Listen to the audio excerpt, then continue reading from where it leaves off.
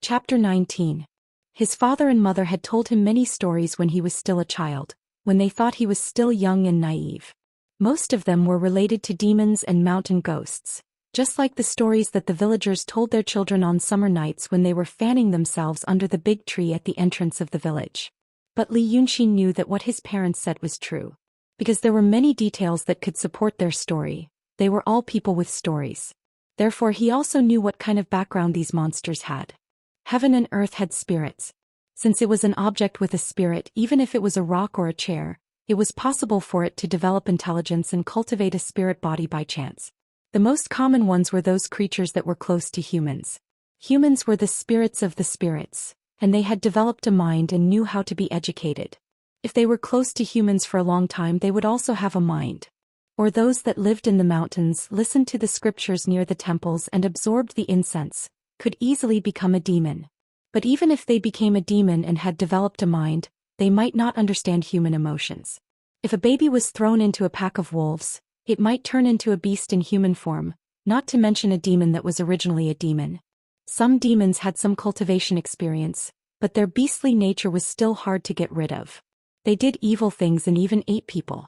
Some demons cast spells to confuse people's minds and disturb their morals. There were also demons that followed the rules and focused on cultivation, but it was rare. So when the Daotong and Kenzo disciples traveled the world, they would get rid of those demons. This was the merit. Li Yunxin's parents were open-minded people, but they did not have a good impression of those things. It was rare to see them ask if they had harmed the villagers before killing them. But Li Yunxin was actually very interested in these things. In his era, everyone had fantasized about the love between a scholar and a fox immortal. Many scholars were fascinated by Hong Xiu's reading at night. Moreover, his parents told him that demons loved Taoist painters the most. Taoist painters in the state of transcendent already had the supernatural power to turn paintings into reality. When encountering a spirit monster that had cultivated a spirit body but had no physical body and could only possess a body somewhere, he would be kind enough to give it a body. For that spirit monster, it would be a great blessing that was comparable to being reborn. Therefore, Li Yunxin initially thought that the gremlin should have instinctively sensed the unique spiritual aura produced by the drawing array, and then acted according to its own instincts and likes, planning to help him. It was able to create the illusion of a female ghost and create the illusion of a ghost hitting the wall. It was obvious that it had some skills. Although such little tricks weren't worth mentioning in front of the Daotong and Kenzo disciples, it was enough to deal with ordinary people. Even if it was a swordsman who had consumed a tyrannical elixir, or overdraft his life force as the price. But how did this monster know about Daoist Danqing? The disciples of Daotong and Kenzo would never be kind enough to tell him about this. Ever since the death of the art saint 2,000 years ago, even the term Daoist painter had almost disappeared from the secular world. There should be a story behind it. Listening to its sarcastic and incoherent speech, it should be someone who understood human relations, but might not be completely clear about human etiquette. What were the three animals? Cows, sheep, pigs. The highest standard for the emperor's sacrifice, also known as the Thai prison. This silly gremlin actually asked if he brought the three animals. Sure enough, it was a silly gremlin who didn't know much about the world. Li Yunxin smiled and reached out to touch the clay sculpture. Just a little cat monster, but its appetite is not small. The temple suddenly became quiet. After a while, Li Yunxin heard it say, "Ah? Cat monster? Oh, I'm not a cat monster, huh? I'm Mrs. Sanhua." "Mrs. Sanhua, how dare you?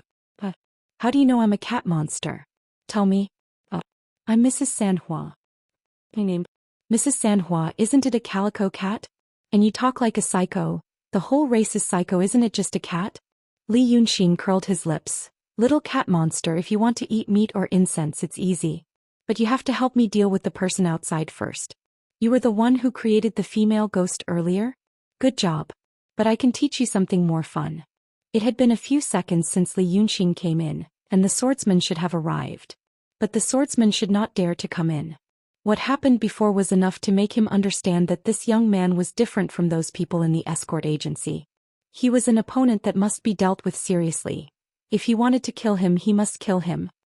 He looked out and found that the swordsman had rushed out of the woods.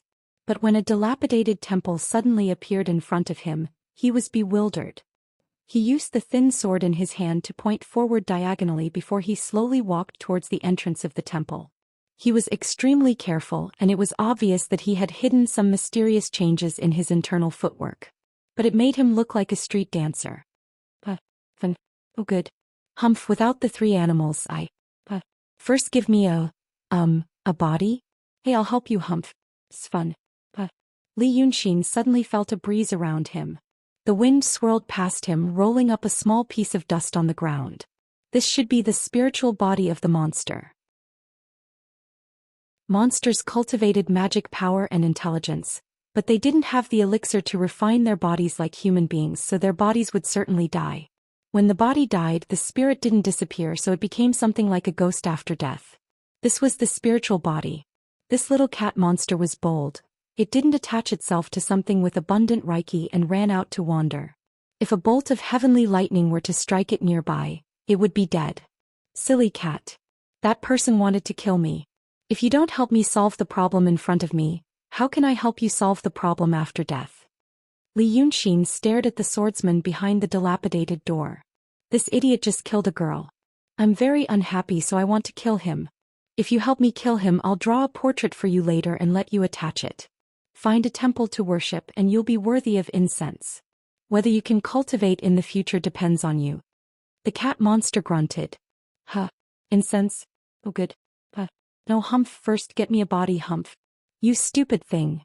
Li Yunxin frowned and shouted in a low voice. You're just a monster, how dare you negotiate with me? Don't you know I'm a Daoist painter? The blessing is right in front of you, but you don't know how to cherish it? The cat monster was silent for a while. Oh. Then tell me. It's fun, Her voice was aggrieved, like a kitten whose ears were pressed down by a slap. She also sounded like a child who begged for candy but was beaten. But monsters were like this, and they were different from humans. Li Yunxin frowned again and said in a low voice, "Let me ask you, will you?"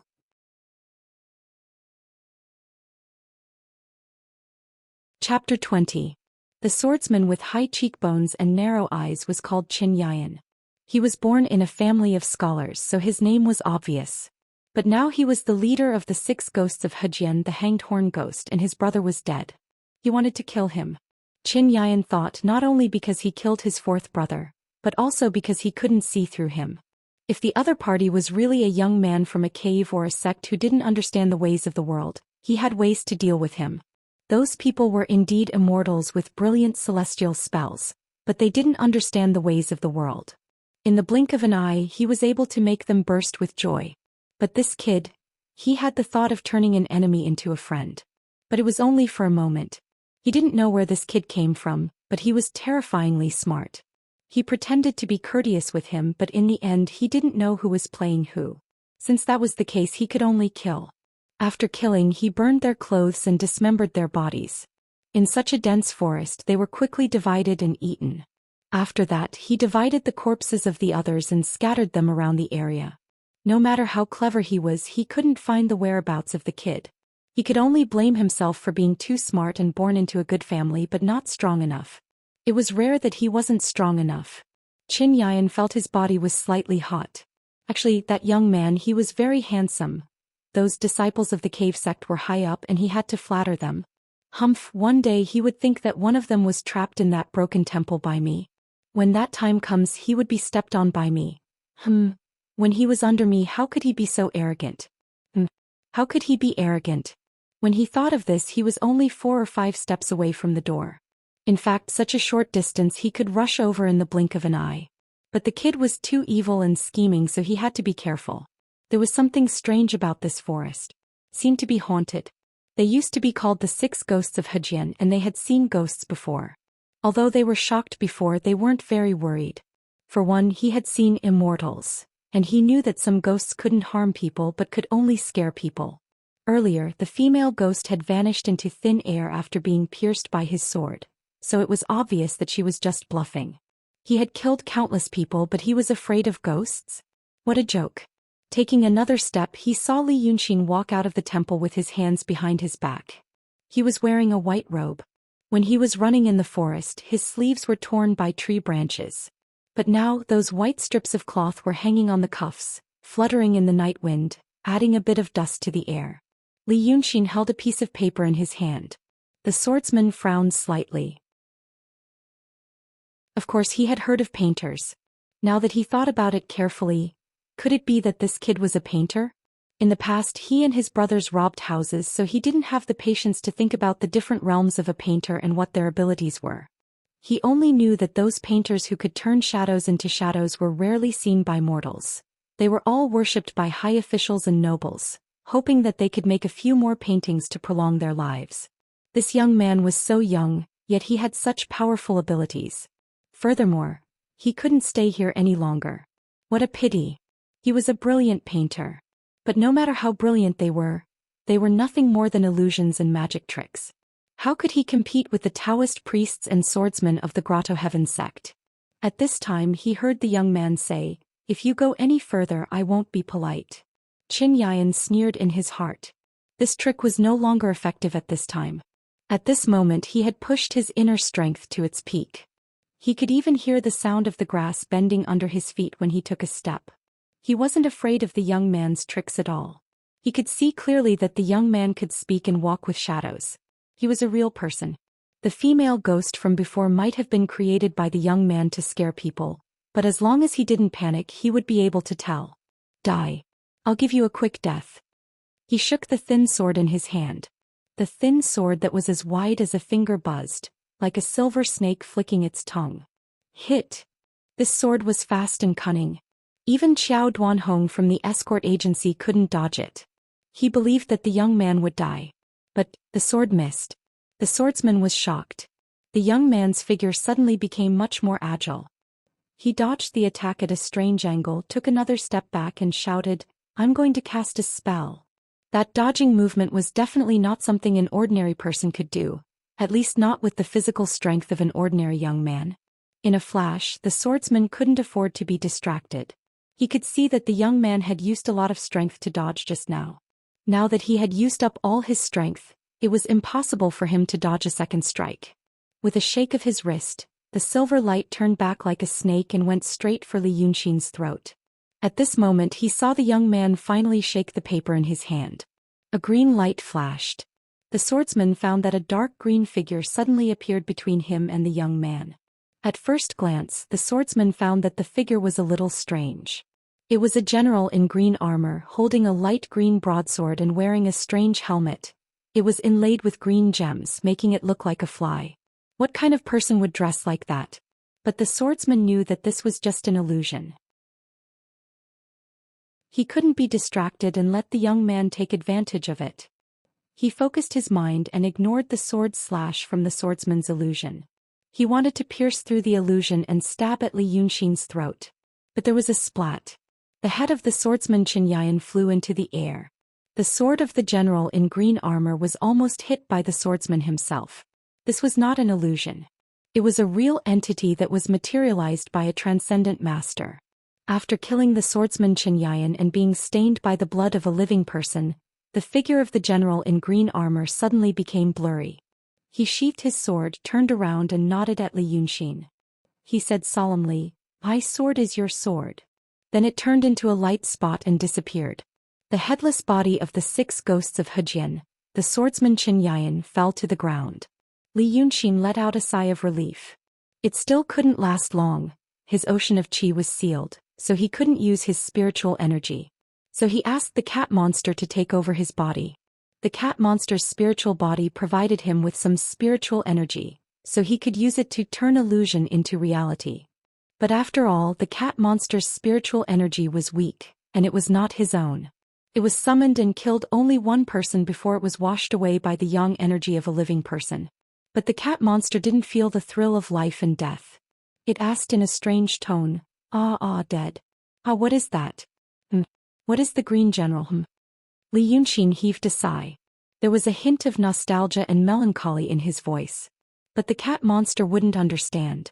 His name, Wuji Sword Seiji.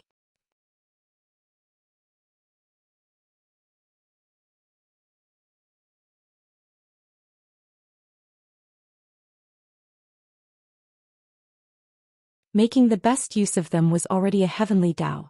However, there are a few things that you have to pay attention to. His parents had told him these things and he remembered them all.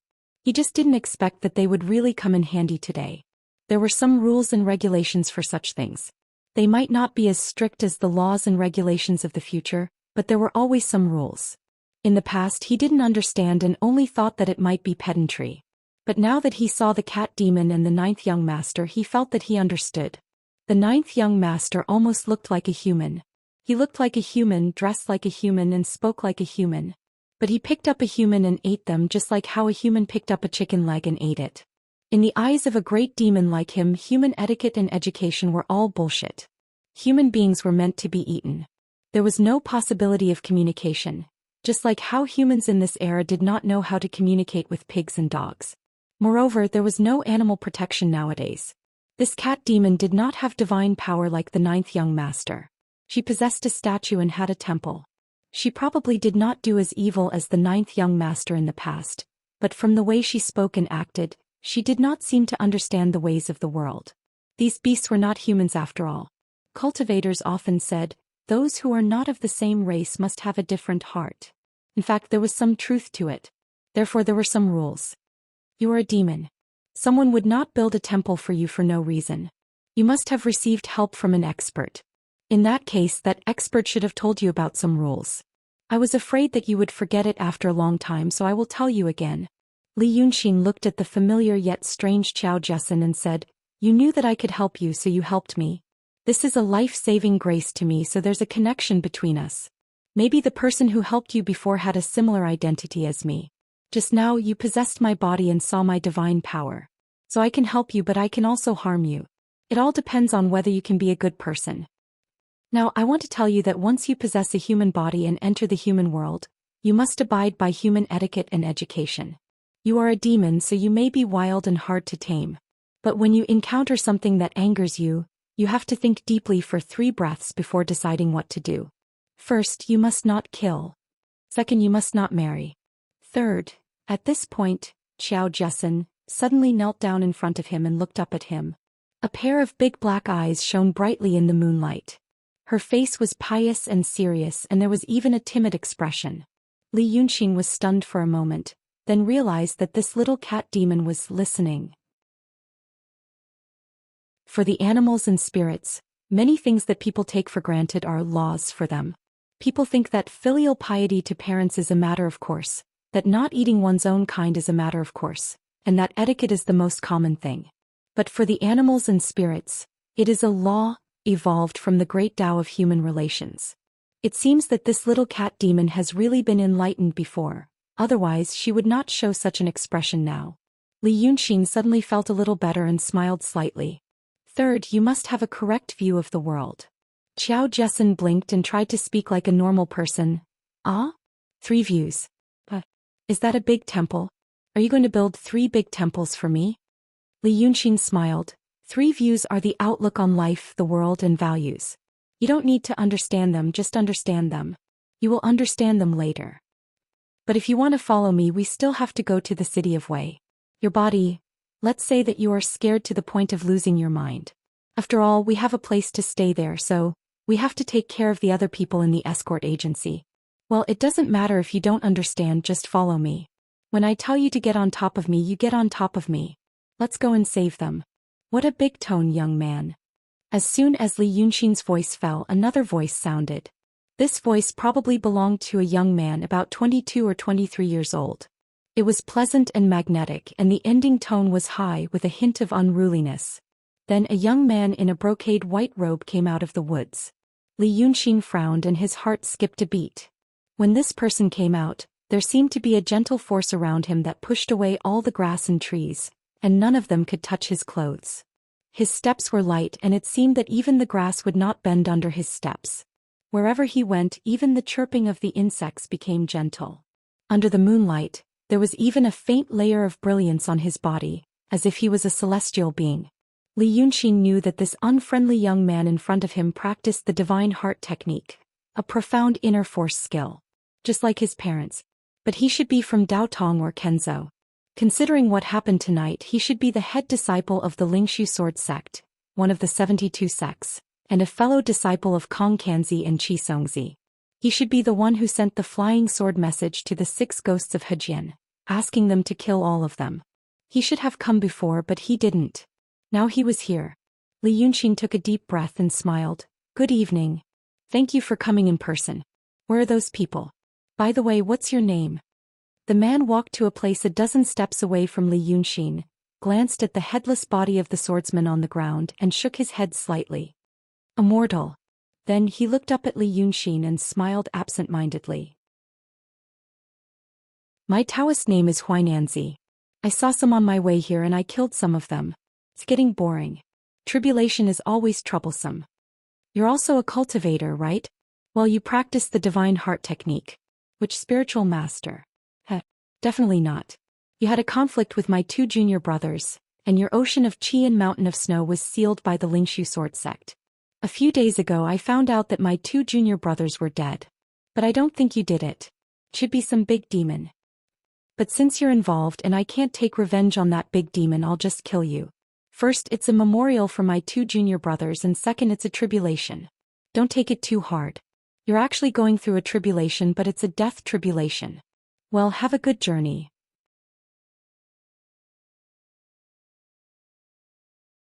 Chapter 22. As soon as he finished speaking, Huainanzi drew his sword from his back. It was not appropriate to say that he drew his sword. He made a 2-finger sword gesture with his right hand, turned his wrist and flicked his finger. A thin sword rose from somewhere behind him with a whoosh, hovering above his head, buzzing and spinning like a silver snake. He stared at Li Yunxin for a while and raised his eyebrows. Aren't you afraid? What's the point of being afraid? Tisk. Huainanzi shook his head. I'm almost done with the killing tribulation and I'm in the middle of the heart tribulation. You know about the heart tribulation, right? I can't just let someone off when he begs for mercy. But I'm not done yet. You can try. What if, my Dao heart isn't strong enough? I'm not an idiot. Li Yunxin shook his head. In the heart tribulation you have to wear out your sympathy. You won't affect your judgment just because you feel sorry for someone. You can't wait for me to beg for mercy and then kill me. How about this? Don't kill me. I'll show you a treasure. I can't be bothered. Huainanzi curled his lips and moved his finger. A thin sword shot out from his head like a bolt of lightning. Fast. Li Yunxin thought. He knew that flying swords were fast and he also knew that bullets were fast. But he couldn't understand how fast it was unless he saw it with his own eyes. Just as this thought appeared in his mind, the sword light flashed before his eyes. Then there was a continuous sound. When he turned around he found that Xiao Jiasen had fallen to the ground. A silver sword shot out from behind her with a swoosh. It moved her body and returned to Huainanzi's side. Her clothes were torn beyond recognition. Just as Li Yunxin turned her head, she didn't know how many times the silver sword had penetrated her body. Blood seemed to be flowing out of a broken water bag. Li Yunxin soon smelled the strong smell of blood. Xiao Jiasen's belly was already in a mess. It was not an exaggeration to say that it was rotten. He shuddered. The cat demon climbed onto his body. However, his aura was weak and his spiritual body was almost destroyed. Huainanzi sheathed his sword and looked at him. That's a demon, right? It's not good to be associated with demons. They were all beasts, cruel, vicious, and inhumane. Look, if you beg for mercy, I'll cut you down with my sword. If you don't beg for mercy, I'll stab you. You choose. Damn it. Li Yunxin sighed. It's not easy to return a favor owed. There was no way out. His opponent's strength was much higher than his, so tricks were useless. It seemed that Huainanzi was a reckless person. In such a short time he couldn't figure out what Huainanzi liked. He could only invite the 9th young master. He took the paper out of his sleeve with 2 fingers. But just as he moved he felt a chill on his arm. With a crash, half of his sleeve fell to the ground. His forearm was itchy. He looked down and saw a finger-long gash on his forearm. The gash quickly turned from white to red and then blood flowed down in streams. The itch turned into a painful itch. What are you doing? Huainanzi frowned and asked him, looking very angry. If you move again, I'll cut your hand. Now beg for mercy. I still have things to do. If you weren't a cultivator, I wouldn't have bothered talking to you. Li Yunxin was speechless. He felt that he was indeed in a huge predicament. He had no other way. Or rather, he didn't have a plan that would allow him to escape unscathed. A few ideas appeared in his mind and he came up with a few countermeasures. But suddenly he closed his eyes and stood in the moonlight and the night wind for a while before opening them again. Fine. I'll beg for mercy and you can kill me with your sword. After a pause he added, you really have to kill me with your sword. You know I'm a cultivator too and I have my dignity. If you don't keep your word, it'll be an insult to the sect's dignity. Huainanzi curled his lips. Stop talking nonsense. Li Yunxin sighed and shrugged her shoulders. She slowly bowed to him with her hands clasped in front. Hurry up. Huainanzi urged him sternly, or I'll really kill you. Damn it. Of course Li Yunxin knew this feeling. When a child asked for candy, you told him firmly that it was impossible and he begged you and walked away. But if you agreed but dawdled or didn't take the candy, he might pester you for dozens of minutes and couldn't leave. The thought of, I'm about to get it, made you irritated but you couldn't be decisive and calm. He didn't believe that Huainanzi would really fly into a rage and kill him with his sword at this moment. What you want but can't get. This was how inner demons were planted. Li Yunxin lifted his hem and kicked the ground with his foot, frowning. There's blood on the ground. Why are you kneeling? Huainanzi's face finally showed a more vivid expression, looking angry and amused. You're going to die in a while, so why do you care about blood? Idiot. Anyway, I have to find another place. Li Yunxin took a step away and looked at Huainanzi. Huainanzi frowned and stared at him fiercely. Li Yunxin strode forward with a peace of mind, as if she was really choosing a grave for herself, picking and choosing a place to be buried. Because Huainanzi's expression said, I'm getting impatient. I've decided to let you have a taste of pain later. Now you can do whatever you want. The more annoyed you are, the more pain you'll feel later. Li Yunxin dawdled for 5 minutes. This was the limit of Huainanzi's patience he had expected. Then he stood still and raised his head. One last question. Huainanzi's face showed an imperceptible expression of relief. Speak. I think the demons are not bad. Why did you kill them? Idiot. It's a waste for you to learn Taoism. What's the point of killing the demons? Huainanzi's killing intent was aroused and he put 2 fingers together. Then Li Yunxin and Huainanzi both heard the crisp sound of a copper bell coming from afar. A girl said in a crisp voice, "Ah, miss, what a fierce tone. That person has." Perhaps because the girl's voice was crisp and clear, it traveled a long distance.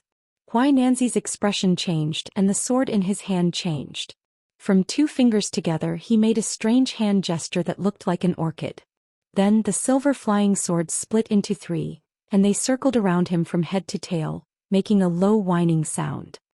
Who's there? He shouted in a low voice. The 2 of them watched with bated breath for a few minutes. Finally, a slender little hand reached out from the grass that was as tall as a person. Pushing aside the grass, a little girl with her hair tied into 2 buns walked out. The little girl held the reins in her hand and pulled out a shiny black donkey from the grass. On the black donkey, a quiet young lady sat with her legs slanted, staring at Li Yunxin with a pair of clear eyes. She bit her lips but didn't look at Huainanzi. But the little girl stood still with the black donkey and helped the young lady up. Then she frowned and asked, "Yes, what's wrong with the demons? Why did you kill them?"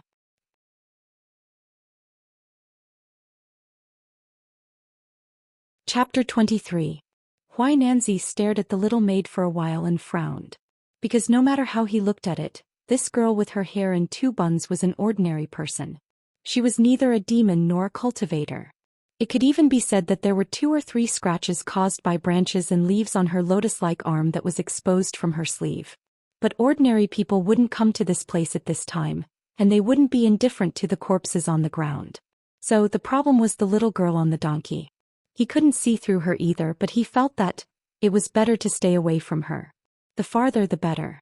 Therefore he restrained his expression and cupped his fists toward the little girl. "I'm Huainanzi, the head disciple of the Lingshu Sword Sect's sect leader. May I ask, where did you come from? What's the matter?"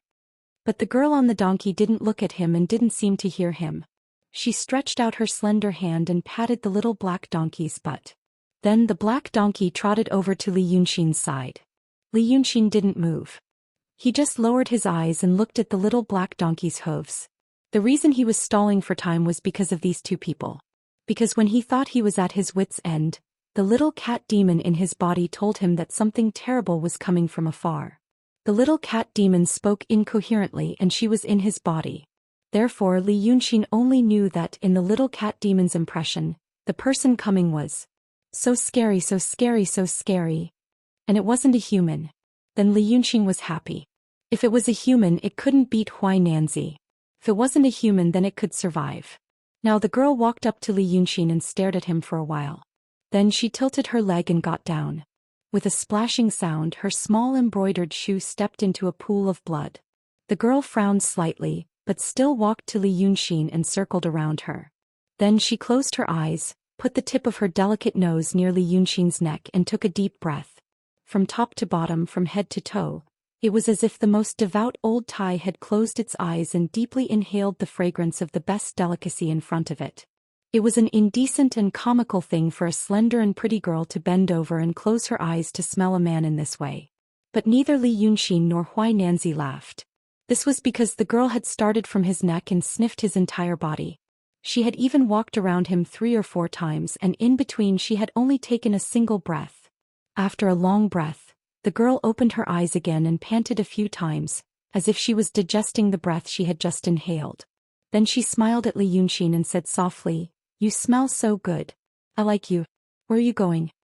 Li Yunxin looked up at her and smiled gently. "I'm going to the city of Wei. How about you?" The girl smiled and even showed her white teeth. "Then I'll go to the city of Wei too. Come with me." Li Yunxin nodded. "Okay. I have a name, Li Yunxin." The girl blinked happily, her long eyelashes flickering. "Ah, I also have a name, Bai Yunxin." "That's nice," Li Yunxin said, "but I can't leave yet. Look at her." He pointed to Qiao Jessen on the ground. "She used to be my good friend, but that man killed her." "So," the girl pouted, "yes. The little cat demon is in your body. She doesn't smell good." This girl smelled the cat demon. Li Yunxin's heart skipped a beat and he breathed a sigh of relief. He had been worried about how to explain to her that he would have to take a monster with him. Because right now he was carefully dealing with this gentle and beautiful girl. Even his tone of voice, expression and gaze were deliberately adjusted.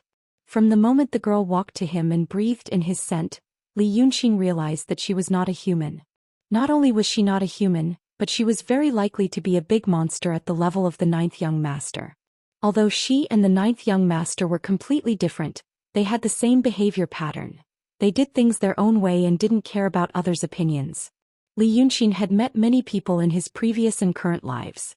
Because of his profession, he liked to observe people and remembered some cases. But even if he met the most indifferent guy, he would still care about others' opinions from the bottom of his heart, no matter what.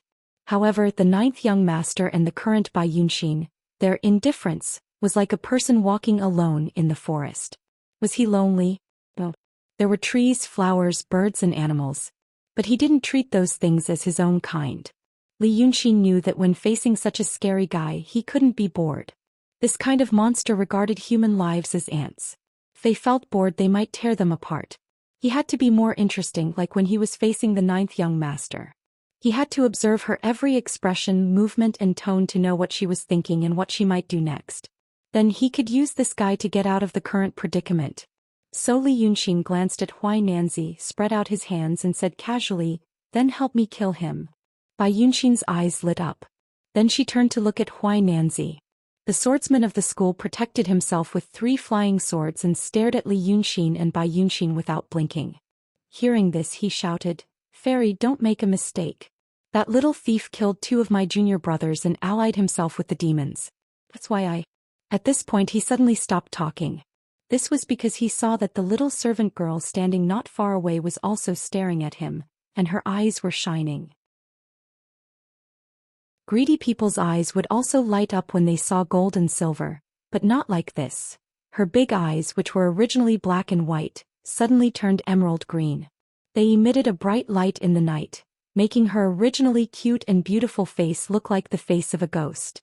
Then the little maidservant opened her mouth, and her mouth stretched all the way to her ears, revealing rows of densely packed, sharp and thin fangs. The master and servant are also monsters. He wasn't a cultivator. Huainanzi's heart skipped a beat. He knew that if he didn't use all his strength today, he wouldn't be able to escape unscathed. He also knew that even if he had to use up all his potential today, he had to defeat this monster at the cost of more than 10 years of cultivation and the hope of reaching a higher level in the future. After that, he had to escape alive first. Only then would he have the resources to ask for help, cultivate and take revenge. Therefore his expression turned cold. He spat out a mouthful of qi from his dantian and shouted, "Monster! Do you think I'm afraid of you?" The little maid's neck suddenly expanded and swallowed Huainanzi's head along with the 3 flying swords in front of him. Then the neck shrank back in an instant. The little maid pursed her lips and frowned. She looked at her mistress and said, "There's nothing left." Huainanzi's headless body twitched on the spot for a while and then fell to the ground with a thud.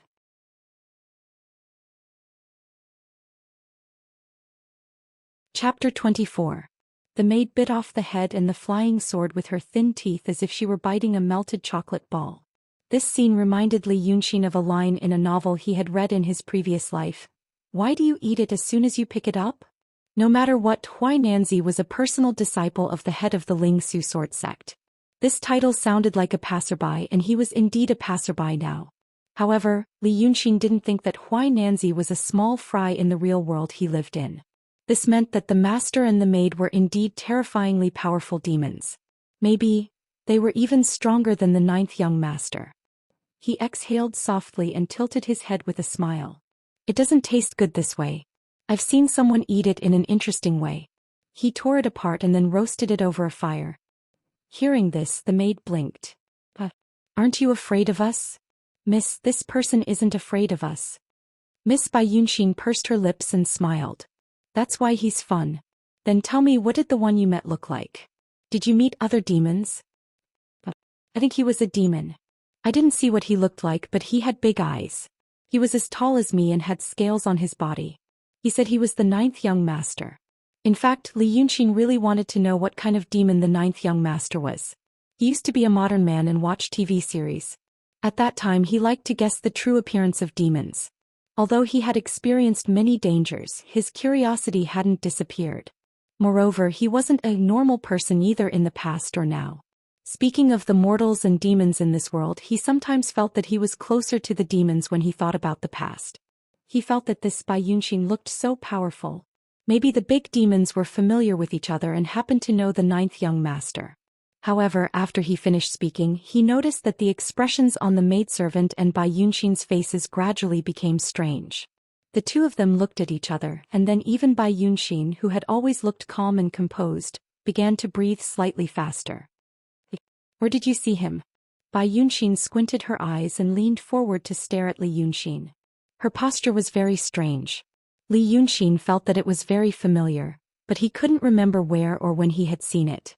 However, he realized that the demon was no longer smiling. What replaced it was an urgent desire, even more so than when he smelled his own scent. If his experience and knowledge from his previous life were not deceiving him, he felt that it was a kind of hunger for food. "Qinghe County? It's him, miss." The young maid's eyes widened and she excitedly jumped up and down.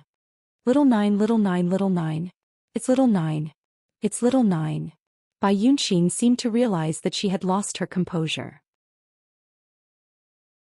She shrank her neck and became the gentle and delicate girl from a humble family again. However, Li Yunxin noticed that her throat moved as if she was swallowing something.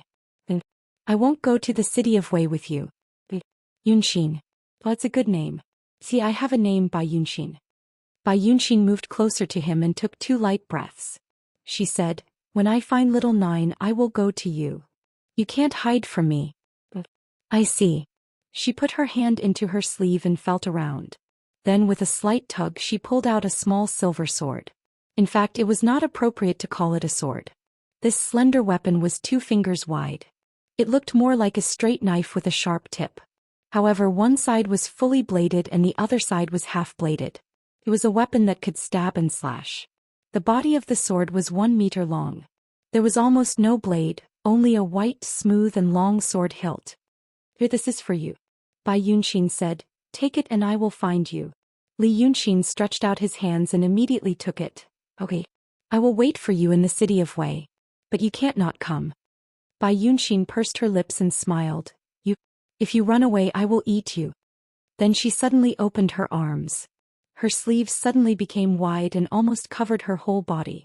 A gust of wind suddenly gathered in the forest, accompanied by a clear and sharp whistle. Then the two wide sleeves of Bai Yunxin turned into a thick cloud of fog and rushed up to the sky with the gust. After a few seconds, only Li Yunxin and the sword in his hand were left in the forest. He stood there for another 10 seconds, making sure that the master, the servant and the black donkey were all gone. Then he let out a long breath and slightly bent down to rub his legs. His legs were numb and about to cramp. His clothes were soaked in sweat. When the cold wind blew he felt irritated and cold as if he was going to fall sick. Damn it. In just 10 days he met 2 big demons. He looked at the sword in his hand and slightly frowned. He didn't know why Bai Yunxin thought that he was tasty, but he knew that the sword was not a good thing. Maybe the demon would find him with this thing in the future. He didn't believe the love and kindness that the demon showed to him, because he knew that he actually understood the mentality of those demons. They had the appearance of a human, but in their hearts, they would never treat humans as their own kind. So he bent down and forcefully stabbed the sword into the grass. The sword was surprisingly sharp and strong. It went into the ground effortlessly. During this time, Li Yunxin felt a slight obstruction, probably because he hit a stone. But the tip of the sword seemed to cut the stone in the ground easily. Then he patted the back of his head and said, "Hey, come out." Demons usually attached themselves to the Naiwan palace on the head. The cat demon had curled up on his body for a long time without making a sound. She must have been scared out of her wits by the big demon Bai Yunxin. After a few breaths he heard Mrs. Sanhua say, "Huh? He left? Scared me to death. One peck, oh scared to death. Sigh, my good body, sigh can only be used like this, sigh." Her voice gradually faded. The next moment, Li Yunxin found that Qiao Jiasen's body on the ground stood up again. But this time it was too horrible to look at. It was not an exaggeration to say that her intestines were pierced through.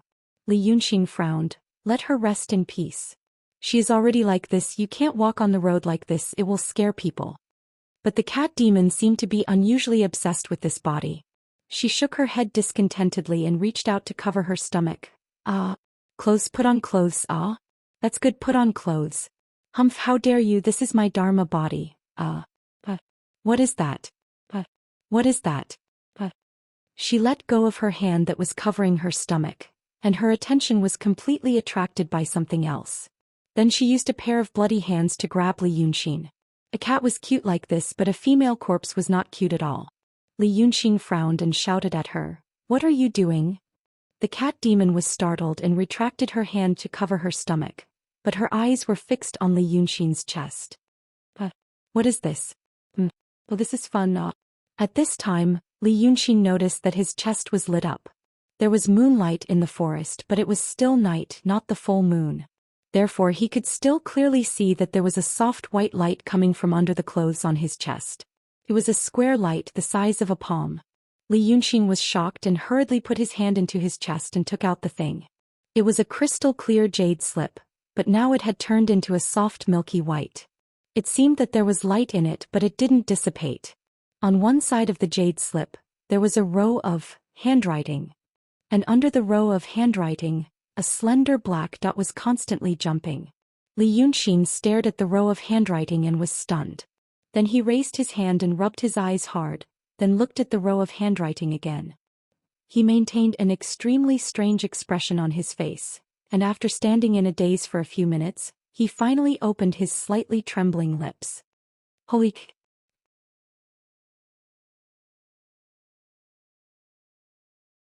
Chapter 25. Now, Li Yunxin knew why this jade slip was called the Jade Slip of Enlightenment. Because at this moment it was really bright. After he came to this world, many things gave him a great shock. For example, turning paper into salt, demons, flying swords, and people's belief that they could become immortals through cultivation. But all those things added up couldn't compare to this moment, the moment he saw that line of words. Excited and chaotic emotions filled his chest in an instant. Even with his 2 lives' worth of experience, he couldn't help but stare at the jade for a long time with his eyes wide open. This thing is open. In fact, after the shock he thought of another problem. After getting this jade slip from the place where his parents hid it, he thought of countless ways to open it, hoping that this treasure could give him some magical power to get out of the previous predicament. But this thing was like a piece of lifeless glass. No matter what he did, it didn't respond. Even when he injected the little bit of spiritual power he cultivated with the water cloud force into it, it was like a clay ox entering the sea. But at this moment in the middle of the night, this thing opened. Li Yunxin held it, spent 2 minutes being surprised and another 3 minutes thinking of all the reasons he could think of. In the end, he concluded that the most likely reason was the 2 demons. He had tried many ways before. Water immersion, fire, sun exposure, and spiritual power transfer. If there was anything different about the past few days, in other words, he encountered a great fiendish demon. First it was the 9th young master, then Bai Yunxin and her little maid. Maybe the demon power of the big demons affected this thing. But why would the jade slip of enlightenment left by the art saint 2000 years ago be opened with demon power? And who was the art saint? A strange and familiar feeling flowed in Li Yunxin's chest. At the same time, there was a familiar warmth that he thought he would never experience again. It turned out that in this world he was not alone. At least he was not alone. He took a deep breath and ignored the noisy little cat demon beside him. With slightly trembling fingers, he tapped the next line of the characters 9 times. But the jade slip didn't respond. He pondered for a moment, then clicked again 18 times. This time a soft, heavenly melody rang out. The 2 lines of text on the surface of the treasure disappeared, and the entire surface of the jade slip flowed with light. Then Li Yunxin saw the dense text on the jade slip. Li Yunxin did not first care about the content of the text, but looked at the text itself. Look at the wording, the tone, the grammar. Then he closed his eyes and let out a long breath. He looked at the upper right corner of the jade slip and tapped its surface 3 or 4 times. Thus, this painting treasure once again became a transparent piece of glass. He felt that he roughly knew how to open this thing. Even though he'd only seen a small portion of the words inside, he'd already realized why this thing was called a supreme treasure of the Tao of painting. Cultivators had to go through tribulations. They needed to experience the myriad of things in the world and all sorts of emotions. But a person could be poor and frustrated all his life, or he could be satisfied all the time. Those who were poor and successful could be considered to have lived a wonderful life. If they had experienced the joys and sorrows of life, they could be considered to have lived a legendary life. Life was short and cultivators had to seize every second. They did not have time to carefully experience life, so they had to rely on external forces. From this point of view, the paintings of painters were quite similar to those of pills and medicines. However, painters were humans after all, and their experiences were limited. Moreover, painters in ancient times were still Daoist painters. They were also disciples of one of the 3 major sects in the world, the Celestial Sect of Wonders. Their lives were even more generous, so how could they have many experiences of poverty? However, the demons and negative karma of life were often because of greed and anger. This greed and anger mostly stemmed from poverty and frustration. Thus, there were very few famous works of this kind. The most famous painting that had been passed down was the Dream of the Red Chamber, created by Perfected Zhou Xian in ancient times. Perfected Zhou Xian was born in a cultivation family in the Grotto Heaven, and her parents were both experts. When she was young, she was extremely respected and enjoyed the glory of the world. However, when she was young, the art path was declining, and she experienced the sadness of the world and the fickleness of human nature. Thus, after living in seclusion, she spent 10 years to create the Dream of the Red Chamber. This true state expert used his entire life skill to pour all the sadness and joy he had experienced into the painting, leaving behind such a treasure that had been passed down from generation to generation. He died of exhaustion. Although the 7-foot scroll at the end of the painting was destroyed because of the war, it was still a painting treasure that was worshipped by the Grotto Heaven sect. Its status was only second to the 8 treasures ancient scroll left behind by the art saint. It was said that if a cultivator comprehended this painting with his heart, he could experience endless sadness and anxiety and temper his Tao heart. If a mortal saw this painting, it would be fine. If there was a Tao bone in their body but they had not cultivated, once they understood the true meaning of the painting, they would die of heartache. But now, in this clear jade scroll, there was something even more precious than that. Li Yunxin realized that once he found a demon power that could supply this jade scroll, and slowly learned and digested the things in it. He might become a person like the legendary art saint from 2000 years ago. The 7 emotions and 6 desires could be examined, and the sadness and joy of the world could be controlled and released at will. Roses and tigers could be painted in the details and mountains could be painted in the strokes. But first he had to solve the problem in front of him.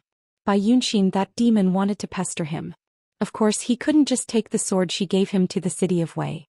The sword must be a token and the demon could use it to find him. So he had to go somewhere else.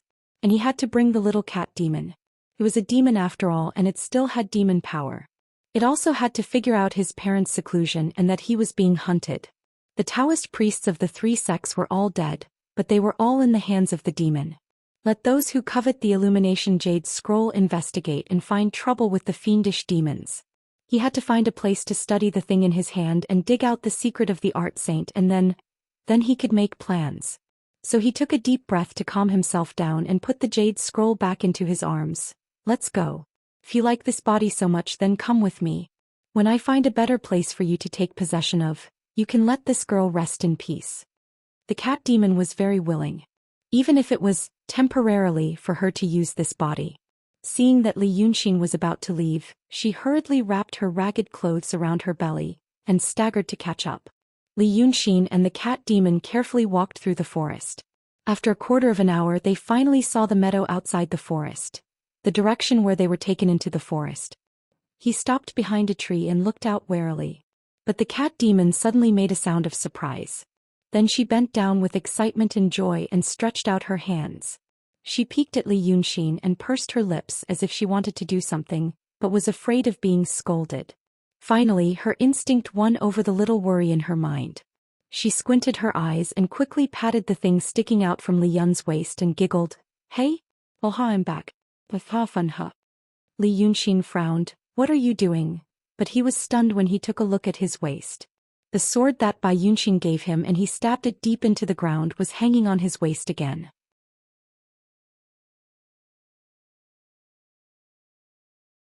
Chapter 26. Li Yunxin's expression changed. He stared at it for a while and sighed softly. It was much easier for him to accept this kind of thing than anyone else in this world. There were many similar plots in movies and novels. Immortals teasing mortals and giving them something. No matter how he threw it away, it would always appear in his arms or on his body. Now he finally saw this kind of supernatural power. He put his fingers on the hilt of the sword at his waist and stroked it for a while. He sighed again. Let's go. We still have to go to the city of Wei. Since he couldn't throw it away with his current power, he could only bring it with him. But if he ran away with it, if Bai Yunxin found him, she would probably be angry. Maybe she would tear him apart the moment she saw him. That kind of demon was temperamental and couldn't be judged by ordinary people's standards. So he took out the sword from his belt and held it in his hand. He whispered, "Let's go." The sky was still dark, but the moon was not covered by the clouds. There was a breeze on the meadow and the wild grass swayed slightly like a dark green ocean. Li Yunxin drew 2 pieces of paper and held them in his hand. He walked cautiously with the cat demon. Maybe Bai Yunxin killed the 6 ghosts in the river when she came, or maybe they didn't. After 3 steps, Li Yunxin stepped on a hard body. He looked down and saw a headless corpse. They were all killed. The dead man wore a green Daoist robe and his head was bitten off. It seemed to be done by the little maid. There were 2 corpses beside the swordsman's body. They were from the escort agency. Maybe they were all dead. But they still had to go to the city of Wei and they needed a place to stay. Li Yunxin looked at Xiao Jiasen beside him and frowned slightly. Actually, this little girl could still be used. At this moment, there was a sound in the grass beside him. Li Yunxin slashed with his sword.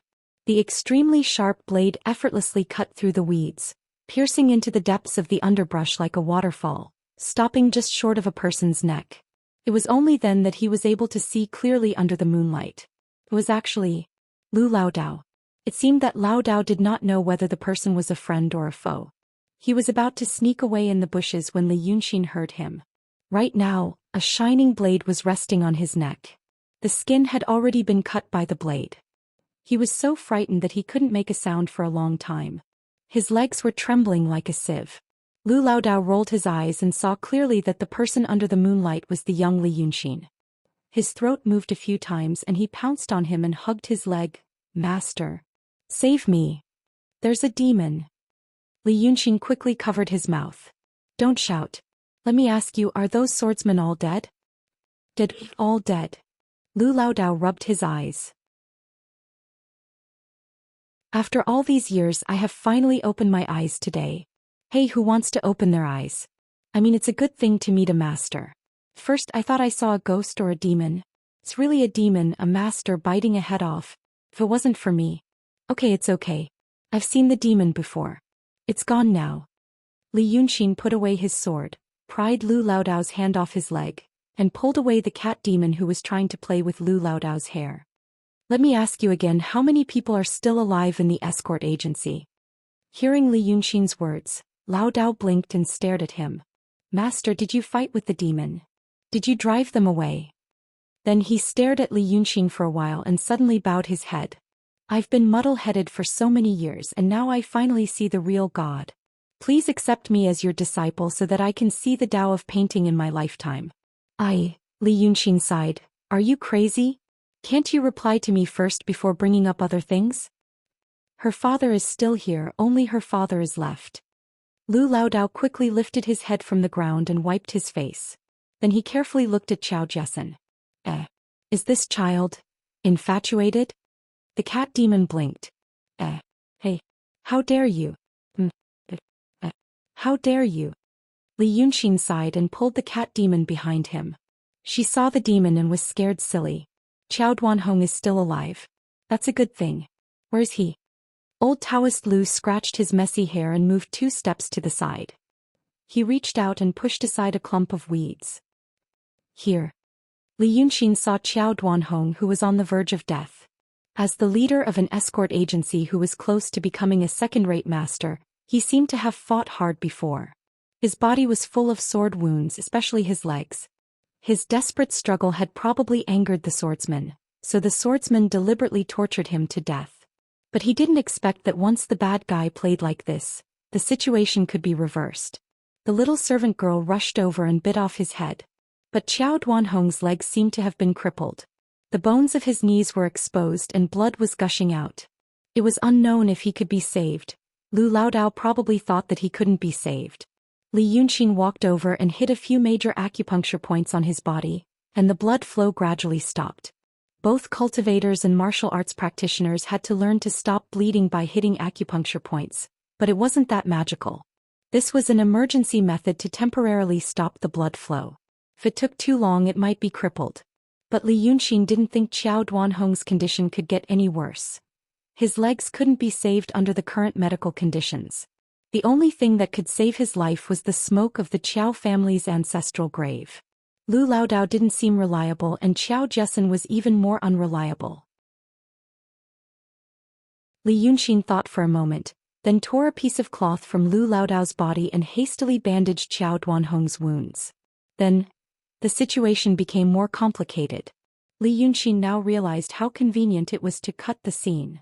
For example, in the previous scene, there was a group of injured people who were on the verge of death but smiling in satisfaction.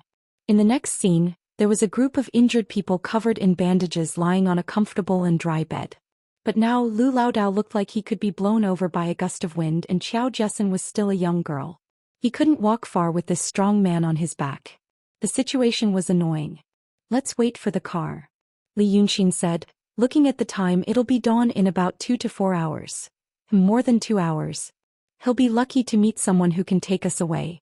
If he doesn't, then he'll have lived his life in the wind and rain. After saying that, he tried to carry Qiao Duanhong on his back.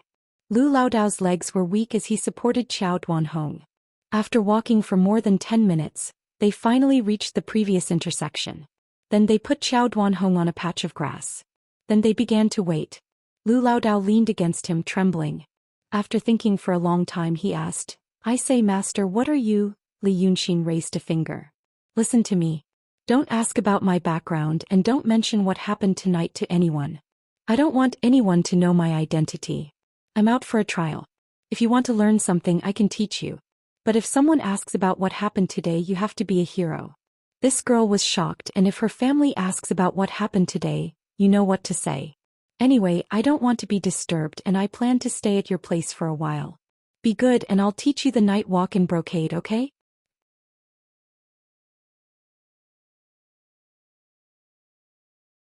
Chapter 27. From the beginning to the end, Lu Laodao only cared about the coming out of the tribulation. He was both surprised and happy. He felt that he might have met a master from the Tongtian sect or the sect. Otherwise, how could he scare away the demon? Looking at his indifferent attitude towards human life and death, he was even more sure of his guess. Only people like Dao Tong and Kenzo would do something like that. Taishang senseless. Abandoning the 7 emotions and 6 desires, reaching the realm of Taishang senseless, then passing the tribulation and becoming a supreme celestial being. Lao Dao glanced at Xiao Jiesin, and felt that there was something wrong with this girl. After all, it was still dark and his old eyes could not see clearly. Otherwise he could probably see that blood was dripping from Xiao Jiesin's stomach. In fact, there was not much blood. The intestines were broken and the stomach was rotten. After being tormented for so long, the blood in the body should have been drained.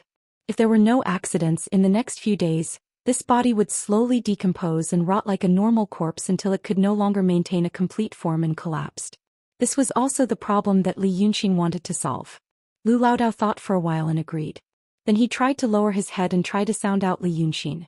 But Li Yunxin was thinking about his own matters and did not pay much attention to him. When the sky was about to turn white, Lu Laodao began to yawn. Li Yunxin then saw 2 people coming from the other side of the road.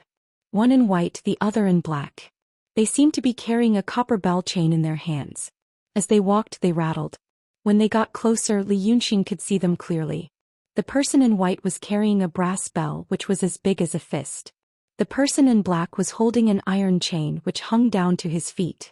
Both of them wore a black and white tall hat and their faces were pale. But their eyes were thin and long and they looked a little charming. It was hard to tell whether they were male or female. He saw some words on the hat and squinted slightly. The words written on the white hat were, "Where did the ogres come from?" The words written on the black hat were, "Where to go after reincarnation?" When Li Yunxin saw these 2 sentences, his heart skipped a beat. It was as if thunder had exploded beside his ears. These 2 sentences seemed to be imprinted in his heart, speaking out his thoughts. He looked to his left and right and realized that Lu Laodao, Qiao Duanhong and Xiao Jiesin were all gone. He was the only one sitting by the roadside.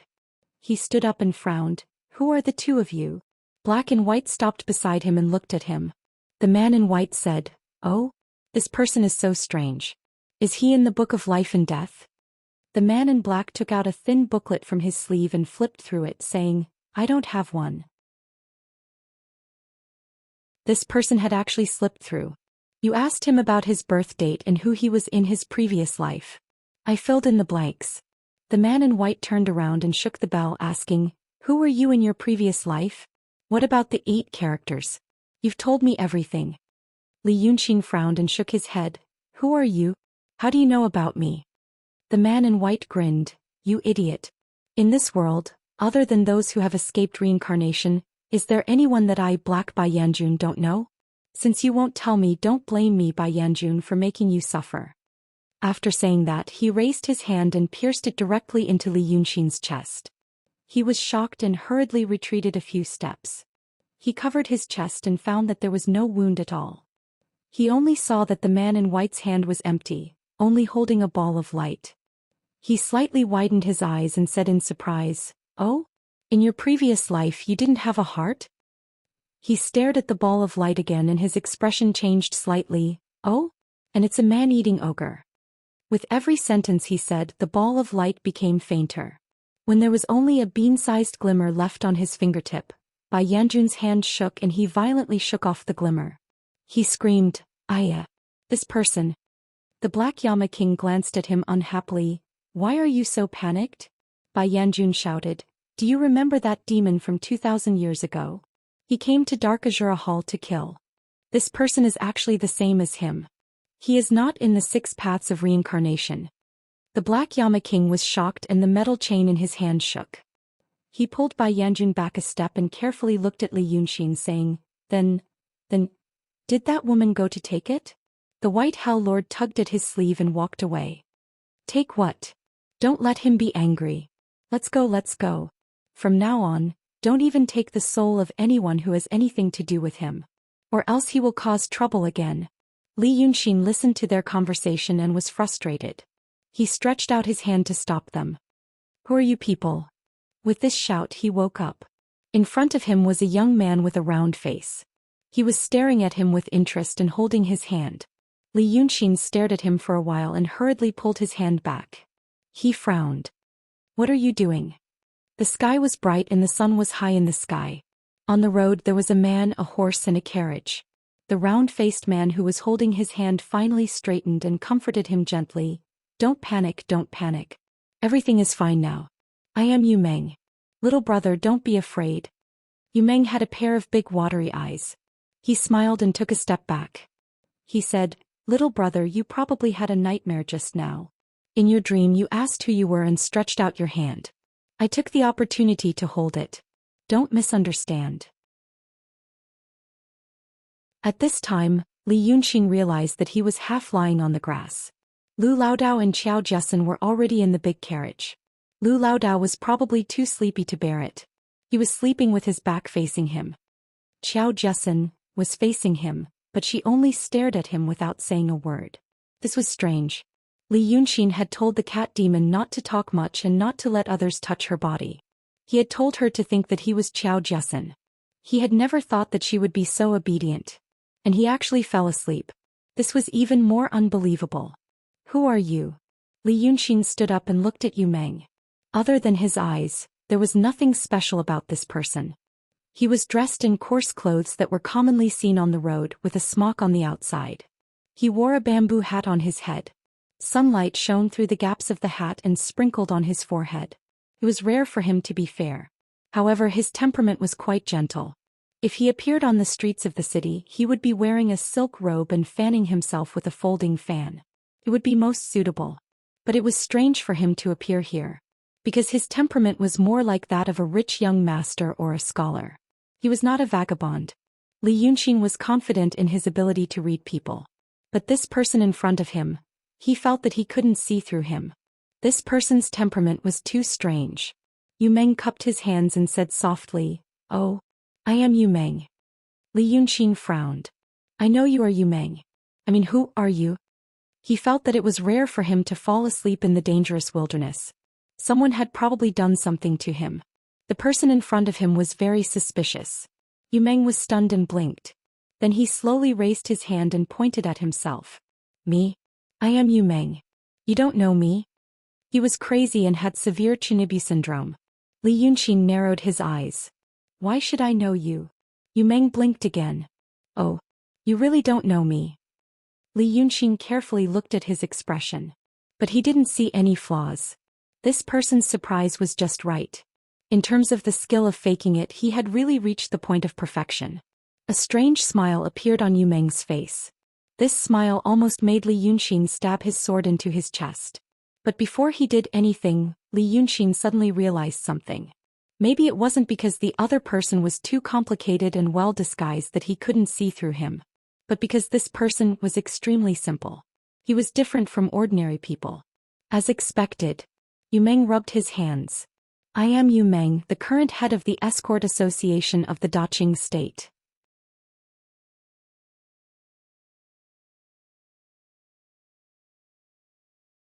Chapter 28. Li Yunxin thought for a while and said, Oh. Seeing his reaction, Yu Meng felt even happier. This person, Shili. No. She immediately clung to him, wanting to become sworn brothers with him and flatter him. And he already said that he was the head of the escort agency of the Daqing state. Father's words were indeed correct. Yu Meng thought to himself that he would meet more interesting people in Jianghu. Unlike those young masters and ladies in the city of Wei, they really annoyed him to death. Thinking of this, he looked at Li Yunxin again, his heart overflowing with joy. Since the other party treated him like a Jianghu warrior, he felt that he should show some of the strength of a Jianghu person. He had to be more mature. So he rubbed his face, cleared his throat and said seriously, I am the head of the escort agency of the Daqing state. I was ordered by my father to travel Jianghu and make friends with heroes. When I passed by here on my way back to Wei, I smelled the incense. Nausea? Oh? No, back to the city of Wei. Please continue. Speaking of which, I smelled the incense. This incense was the first idea I had when I took office. In the past, the escort agencies of the Daoist state had their own ways, and the relationship between them was weak. I thought that the escort agencies of the world were one family, and naturally had the obligation to help each other. So I ordered people to make this incense. I carried it with me when I was on a mission and secretly sprinkled it out when I was in danger. Only those who smelled the other incense would be able to smell this special smell and then follow it. I smelled it when I passed by here. I saw 3 of you were unconscious, so I went to check them out. But it was a horrible sight. Xianxia frowned slightly. He didn't have time to clean up the corpses on the ground. He was waiting for a few days when no one would see the corpses rotting, and then the birds and beasts in the forest eating them. Then no one would be able to guess what happened that day. But this Yu Meng actually followed the smell and went deep into the forest? He must have seen all kinds of strange things. While he was wondering if he should do something, he saw Yu Meng take 2 steps back and forth, then clapped his hands and let out a long sigh. I've thought about this a long time ago, but because of my limited financial resources I can't do it. Although the Daoist state is rich and populous, there are still many places like this in the wilderness. Along the way there might be ferocious beasts like tigers, leopards, jackals and wolves. With companions they will become bolder, and when they become bolder they will attack and harass pedestrians. He looked at Xianxia with a pained expression. I've carefully examined the corpses. 4 or 5 of them had their heads bitten off and blood was everywhere. There were also some who seemed to have died from internal strife. It must have been because they were too panicked and started fighting amongst themselves. Poor 4 of you. 1 old, 1 young, 1 disabled and 1 woman. They actually abandoned you by the roadside. This was simply an idiot. Xianxia was dumbfounded as he listened to him. He repeatedly confirmed that this person was not forcefully clearing the ground for him. Then he asked, "Then, what do you think about the burnt carts and goods by the roadside? In order to save their own lives, what can't they do?" Yu Meng sighed again with a pained expression.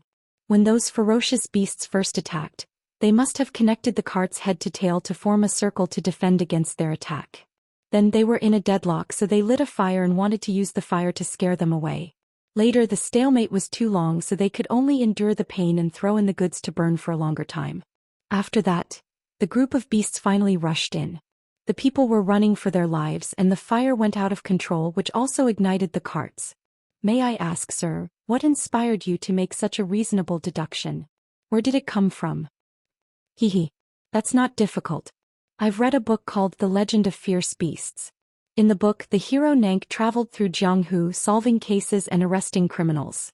He had such an experience. Xianxia took a deep breath, cupped his hands and said seriously, "Brother Yu, you have a sharp eye and extraordinary knowledge. I admire you." That's the truth. To be honest, this escort agency is Qiao's Hongfu escort agency. That old man and I are passers-by. A few days ago we were attacked by ferocious beasts. Now only the owner of the escort agency, Qiao Duanhong, is alive, and his terrified daughter Qiao Jiasen is still alive. If you can help them return to the city of Wei. This is our escort agency's business. Leave it to me. Yu Meng waved his hand full of pride. At the same time he was very satisfied with Xianxia as a friend. He really didn't know what the dragon head of the escort agency meant. He also didn't know what kind of existence the Yu family in the city of Wei was. This person is interesting. Therefore, before he arrived at the city of Wei, Xianxia tested him again and again. Finally, he realized that he had met a legendary person. The kind that said, "Oh my God, this girl actually scolded me and was rude to me. She is so different and so attractive." That's right, there was something wrong with Yu Meng's brain. Although it wasn't especially bad, it was different from ordinary people. Xianxia vaguely deduced that the Yu family mentioned by Yu Meng was a super rich family. The Yu family had nothing to do with the escort agency. But one day the old man of the Yu family lost his mind. He distributed money to every escort agency in the Daoist state.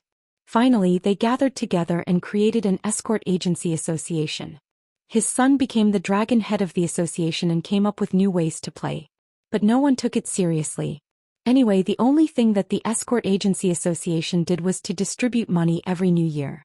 Who wouldn't be willing to accept money from the Yu family? Everyone said that the old man of the Yu family had a silly son in his old age, so he wanted to save face for him. After all, he had a lot of money, so he didn't feel bad about it. Lu Laodao, who had recovered, bit his ear and told him about it. It wasn't Yu Meng's fault that the three of them fainted for no reason. Li Yunxin only thought about the previous dream. He vaguely felt that it had something to do with what happened in the dream, but he didn't have the time to think about it carefully. Because the little cat demon was not right. The little cat demon was awake, but she was frighteningly obedient. She didn't say anything. She just leaned against Li Yunxin and stared at Yu Meng as if he was a monster. Li Yunxin was afraid that her body would rot and smell, so he secretly looked at the wound. In the end, he found that the wound was strangely white. It was soft and elastic, but like rubber. It didn't rot and it didn't heal. That should be a good thing. But he also felt that it had something to do with the dream.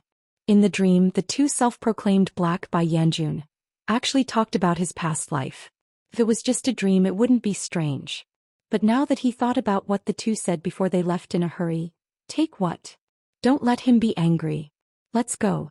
From now on, don't take the souls of anyone who has anything to do with him.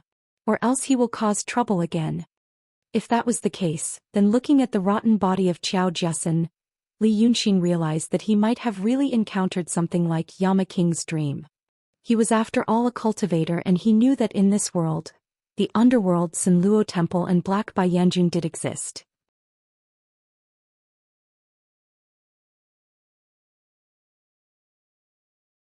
Chapter 29. But regarding the existence of Black Bai Yanjun, there was no actual proof, more of it was psychological proof. This had to start from the cultivation system of this world. It was said that this world originally only had a thin layer of shell. There was no life, no mountains and rivers.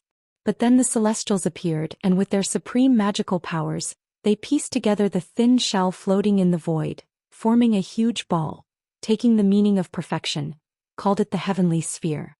Then there were plants, living things, mountains and rivers in this world. The Celestials created mortals and taught them magical powers. But the mortals obtained power and tried to challenge the Celestials. So the Celestials destroyed the world and created the people of today. They also saw that the people of today lived in hardship, and that there were powerful demons in the world, so they passed on the cultivation method to the lower realm.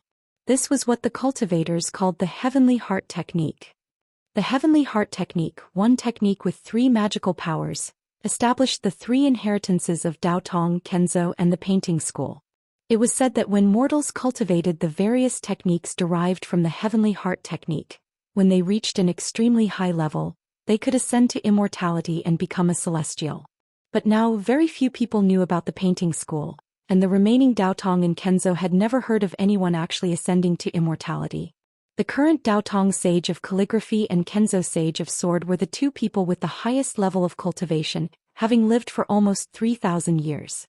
Such people, in the eyes of mortals, were not only immortals, but also the kind of immortals that almost couldn't be believed to exist and only thought of as a legend. But even so, the 2 strongest people in the world had yet to ascend to immortality. Some people said that the 2 sages already had the power to break through the void, but they were waiting for something, but no one really knew. This meant that for more than 3,000 years, the cultivators knew that celestials and true immortals did exist, and could even occasionally hear celestial music, but no one had ever seen them. As for the Sanluo Temple in the underworld, it was said that during the creation of the world, 2 celestials voluntarily sacrificed themselves, personally entering the heavenly sphere where the people were and turning into Black Bai Yanjun, who specialized in collecting souls and performing reincarnation. Therefore, Black Bai Yanjun was actually a true immortal. Compared to those celestial beings who lived above the 9 heavens, Black Bai Yanjun was more approachable. These 2 always had to deal with people, so sometimes they would appear in his dreams. Cultivators had cultivated the supernatural powers of the out-of-body state and visualization in dreams. Occasionally they would see the 2 Yama Kings in their dreams. But that was not a good thing. It was probably the 2 Yama Kings who came to inform those enlightened perfected ones that their lifespan was up. In 3 days they would come to arrest them. Slowly the incident of defaming Bai Yanjun was passed down, and it became a widely known and deeply believed figure. Li Yunxin knew that there were similar legends in his original world and there were two similar ones. However, they were called the Black and White Impermanents. As he thought about it, he realized that his dream, it was probably because of some reason that he met the two Yama kings. For example, they were here to capture Qiao Jessen's soul. So, Qiao Jessen's soul hasn't been captured yet? Is it still wandering somewhere in the world of the living? Or will the souls of those who are related to him wander in the world of the living after they die? Li Yunxin did not know if the little cat demon's current appearance was also related to that matter. As for what they mentioned 2,000 years ago, there was a person who attacked the Sanluo temple. Who were they referring to? Was there such supernatural power? What did it have to do with him? There seemed to be an inference in his heart, but he could not think about it deeply. Because they arrived at the city of Wei. From the place where he met Yu Meng to the city of Wei, they walked for a total of 8 hours. Yu Meng did not talk to him much. He just drove the carriage and glanced at Li Yunxin from time to time. It seemed that he wanted to be close to him, but he was afraid that he would become like those people in the past. How could Li Yunxin not understand his intention? He could easily deal with this kind of teenager's temperament and IQ. So along the way, only old Daoist Lu kept talking to him about the city of Wei. The old man also knew that he was in big trouble this time, and he was more afraid than Li Yunxin that this matter would be exposed. He repeatedly reminded him that there were some people in the city that should not be messed with. Or in other words, he felt that Li Yunxin could afford to mess with them, but he could not afford to. For example, there were 2 schools in this city. Daotong Shangqing Danding School and Kenzo Lingshu Sword School. 36 paradises and 72 schools were indeed a group of immortals. But not all immortals could eat clouds and rosy clouds. Eating, drinking, and saluting all required money. Although there was more than one Daqing state in the world and every court more or less gave them land and offerings, it was always good to have more income. Moreover, the world was not peaceful. Occasionally, demons appeared in the world and they needed to be subdued by experts.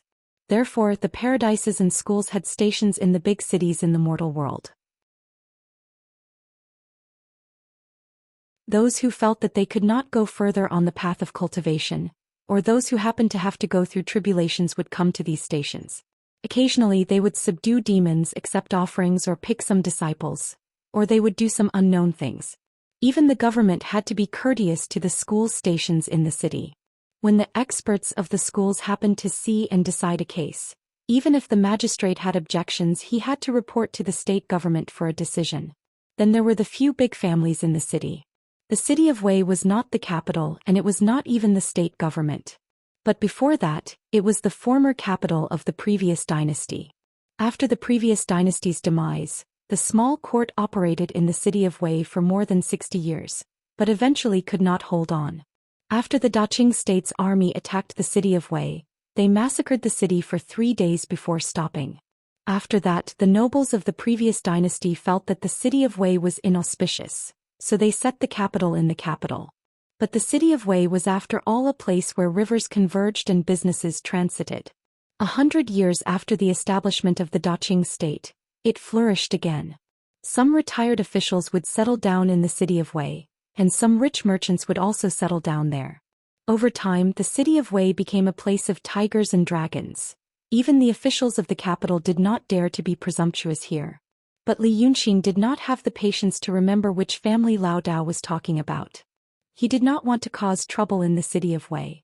He only wanted to find a way to remove the inhibition on his ocean of Qi and mountain of snow, and then focus on studying the jade slip of enlightenment. It was not only because of curiosity, but also because of his background. He realized that the art sage was definitely extraordinary. When entering the city, Li Yunxin noticed the soldiers in the city of Wei. The 4 guards were wearing bright armor and looked strong. Compared to the soldiers in Qinghe County, they were much better looking. He also noticed the attitude of the guards when they saw Yu Meng.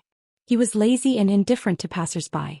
Occasionally, when he saw a new face that seemed to have something to do with him, he would interrogate them and take advantage of them. But when they saw Yu Meng in the crowd, they immediately puffed out their chests, picked up the swords and spears leaning against the city wall, and shouted to clear a path through the pedestrians entering the city. When they approached Yu Meng, they saw the seriously injured and unconscious Qiao Duanhong in the carriage and Qiao Jessen covered in blood. Their eyes widened and they shouted in an exaggerated tone, "Dragon head!" Which idiot hurt your people? I will ask my brothers to arrest him. As they spoke, they walked beside the carriage as if they were facing a formidable enemy. Li Yunxin frowned. Even if they were trying to please him, this was too much of an act. But soon he knew what these 4 ruffian soldiers were after. Yu Meng also frowned and waved his hand. Go away. Go away. You don't need to care. It's a tiger or a leopard. Go away. But the soldiers pretended not to hear him and continued to protect him while shouting to clear a path for him. Yu Meng was annoyed as if he did not like being treated like this. He took out some silver from his pocket and threw it on the ground. This is your reward. Go away, go away. Don't block my way. Li Yunxin's eyes were sharp and he saw 3 ingots of 5 taels of silver. 15 taels of silver. According to the purchasing power of this world, it was about 30,000 yuan in his previous life. Casually throwing 30,000 yuan on the street. The 4 soldiers must have come for this. It seemed like it was not the first time they did this. The Yu family was a wealthy family in the city of Wei, and Yu Meng was the only young master of the Yu family. How could he be bullied like this? But he probably did not think that he was being bullied. After all, he was like that.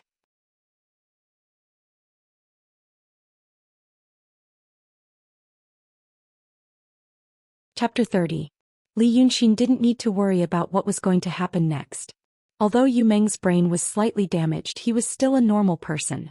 Plus, there was Lu Laodao, a local tyrant who was eager to get close to Yu Meng, a super rich second generation, so he could do things with ease. There were still some people in the Qiao's Hongfu escort agency, mostly women and children. Seeing that only Qiao Duanhong and his silly daughter came back, the whole family cried and became a mess. Fortunately, the Dragon King temple that Lu Laodao presided over was in the backstreet of the Hongfu escort agency, so he followed and took care of a lot of things. Lu Laodao seemed to be hoping that Yu Meng would reward him with some money, just like how he dismissed the guards at the city gate.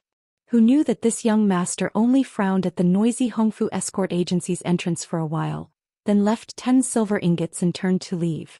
Looking at Lu Laodao's expression, Li Yunxin guessed that the 100 taels of silver was just enough for the Hongfu escort agency to compensate for the loss of goods. Maybe Lu Laodao could freeload a little, but definitely not a lot. Li Yunxin was standing under a crooked moonflower tree in front of the Dragon King temple, listening to the noise in the Qiao family's courtyard across the street. This moonflower tree was as thick as a person's arms, and looked like it had 100 years of history. It was slanted right in front of the door of the Dragon King temple, like a natural flower garland. It was mid-spring. The delicate and luxuriant 9-petal moonflowers bloomed between the slightly curled emerald leaves, occasionally sprinkling fragrant petals with the wind, falling on half of Li Yunxin's shoulder. Yu Meng stood in front of him, cupped his hands and said, "Brother Li, farewell. I know that you don't like to be disturbed, you're idle, and you don't like the rich and powerful. So I won't talk to you about gold and silver. If you need my help in the future, don't hesitate to ask. You know where I live." After saying that, he looked at Li Yunxin reluctantly. "I'm leaving." This was crazy. Li Yunxin thought even if you use your brain to think, you would know that I need money. On the way here, I've already said that my parents died when I was young and I've been traveling the world by myself. Recently, I'm going to be Lu Laodao's disciple. Of course I need money. Thus he smiled faintly. "Brother, you have a safe journey. Feel free to drop by when you have time." Yu Meng walked away, looking back 3 times at every step. From a distance, Li Yunxin saw that as soon as he reached the mouth of the alley, he was immediately surrounded by a group of young people dressed in silk clothes. They talked noisily for a while and then they disappeared around the corner of the street. Actually, this person wasn't too bad. He was simple-minded but very kind. Perhaps it would be useful in the future. He turned around, pushed open the 2 wooden doors of the Dragon King temple, and walked into the courtyard. After all, it was a temple.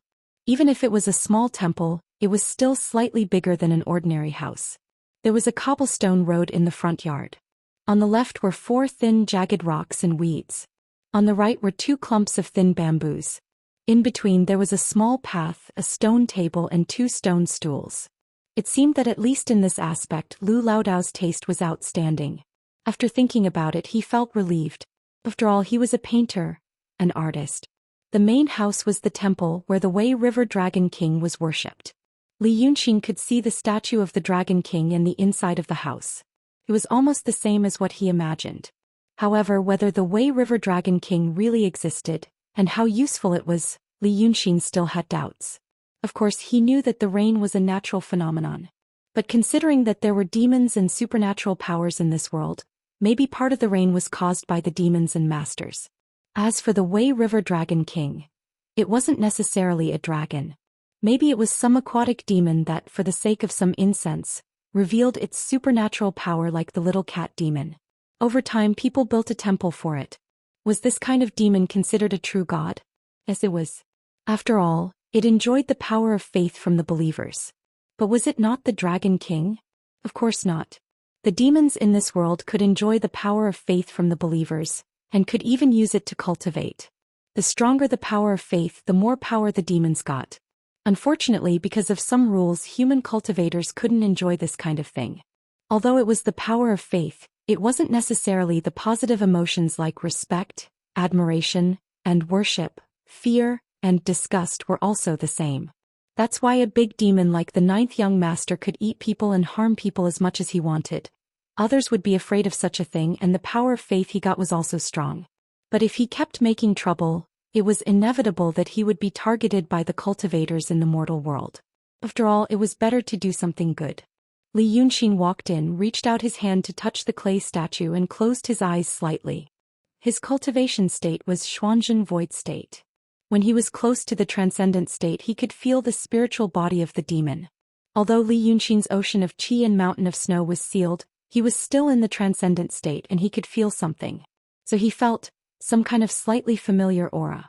But he really couldn't tell where he had encountered it before. He had seen 3 big demons and a little cat demon, but none of them matched. Maybe it was an illusion. But no matter what, it meant that the statue in the temple was indeed spiritual, or in the words of the common people, it was blessed. The demon called Dragon King left its Reiki here, so it could really hear the pleas of the masses, as long as it was willing. Li Yunxin walked through the temple and walked to the back where Lu Laodao lived. There was a main room and 2 wing rooms in the backyard, all of which looked old. But the eaves were covered with green moss, and there was a piece of fluffy grass under the steps. There was a small pond in the courtyard built with pebbles, and the bottom of the pond was also pebbles. 5 lotus petals were floating on the clear water, and the stem was pulled out but not yet bloomed. There was a small path beside the pond, and there were wooden porches outside the 3 rooms. Thinking about it, it was also romantic to warm a glass of wine and watch the rain and snow on a rainy and snowy day. This Lu Laodao, but on the inside. Li Yunxin stayed in the courtyard for a while, and Lu Laodao hurried back. Master, something happened." Li Yunxin frowned. "Don't be silly.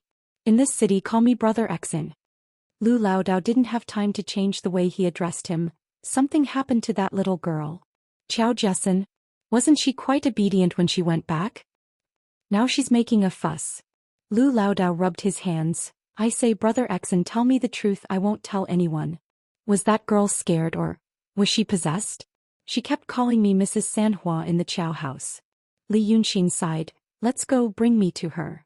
Lu Laodao hurriedly led Li Yunxin to the Chow house. The Chow house had a big courtyard. After all, it was an escort agency, so it was well off. The layout was exquisite and the atmosphere was well off. But Li Yunxin was not in the mood to look at it. As soon as he was led by a male servant into the backyard where the womenfolk lived, he heard a strange voice. "I'm Mrs. Sanhua, I'm here. Where are the 3 animals? What grass? What grass? Where's the meat?"